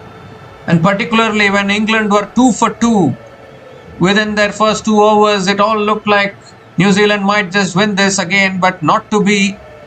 Will Jacks and Rehan Ahmed with a partnership of 44 from just 16 balls between them has ensured that England have gotten over the line with just 3 balls remaining in the last over. And with that, with this result, it keeps Pakistan alive in this tournament, and we need to see the margin by which Pakistan need to win tomorrow if they need to qualify for the semi-final. But England have topped the table here, and that is the most important thing. So India, if India manage to qualify for the semi-final by beating West Indies, they have to face off against England in the semi-final, which will also be a challenging and a very interesting semi-final, because the last 3 men's T20 World Cups, if you look at it, India and England have faced each other in the semi-final in 2022, 24, and now we are heading towards another India versus England semi-final if India beats West Indies and qualifies. But as far as England are concerned, a terrific run chase. At one stage it looked as though it was getting out of reach, but then the last 3 overs is what changed the complexion of this game. They were 117 for 6 at the end of their 17 overs. They needing 43 to win from the last 3. But that over from Glenn Phillips, the 18th over from Glenn Phillips, which went for 18 runs, the 18th over from Glenn Phillips, which went for 22 runs, and then the penultimate over from Mitchell Santner going for 16 runs, completely changed the game on its head. And in the end, Will Jacks finishing it off with a boundary there. It went off the helmet, but it doesn't matter. Boundary nevertheless, and England winning this match by 4 wickets, and they win 3 out of 3 in this Super 8 stage and go into the semi-final with a lot of confidence, has to be said, because England have been troubled, but they have found ways to come out of those tough situations, and they have found ways to win matches from tough situations, and that is what I think, that is why I think England deserve to be there in the semi-final. So if you look at England's innings today, they were 2 for 2 at the end of 1.2 overs, and from there, a small partnership between Harry Brook and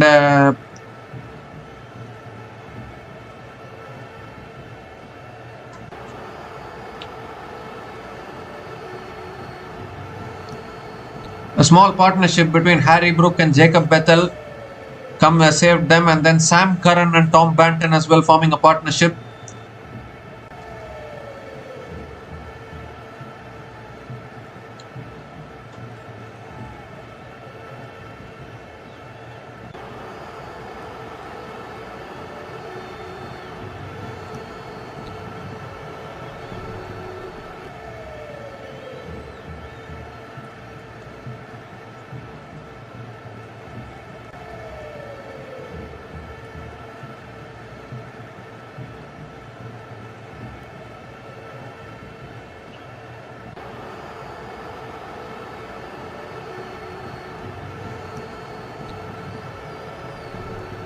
Yeah, I'm right now not able to get the exact partnerships, but so Harry Brook and Jacob Bethel formed a partnership. The third wicket partnership of 48 runs between Harry Brook and Jacob Bethel. And then again a small partner, they were 58 for 4 when Jacob Bethel got out, and then again Sam Curran and Tom Banton formed a partnership of 42 runs. And then in the end, an unbeaten partnership of 44 from 16 between these two batters were Will Jacks and Rehan Ahmed. A nicely paced run chase from England, has to be said. And they have indeed finished at the top of the table in their group. So New Zealand now have finished their Super 8 stage with 1 win and 1 loss and 1 washout, with a net run rate of 1.39. So Pakistan's net run rate is currently minus 0.46. So Pakistan have some work to do tomorrow against Sri Lanka. We need to know the exact margin which Pakistan need to win. So still the second semi-finalist in England's group hasn't been decided. England has kept that on hold. New Zealand will consider that this was a missed opportunity. They were in good stead to win this game. They were in a good position to win this game at one point. But the last 3 overs costed them dearly. The last 4 or 5 overs with the bat costed them. And now the last 3 overs with the ball as well, going for plenty, which ensured that England have won this match by 4 wickets and they have finished at the top of the table.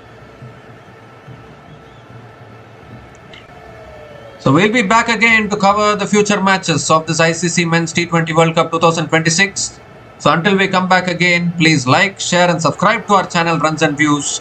Take care guys, cheers and good night.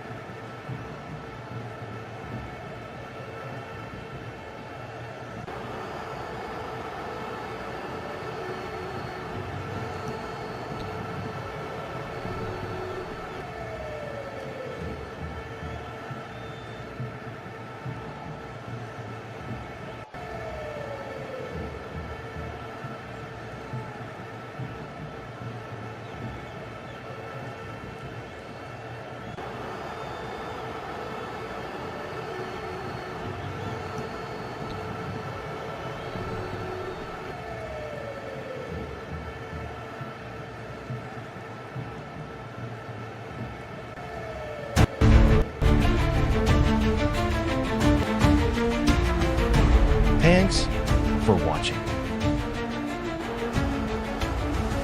Please like, subscribe, and share.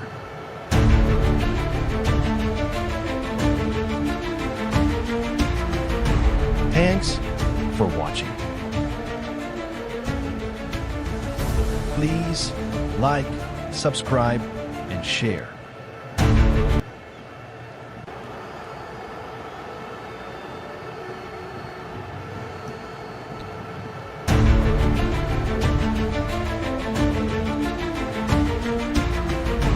Thanks for watching. Please like, subscribe, and share.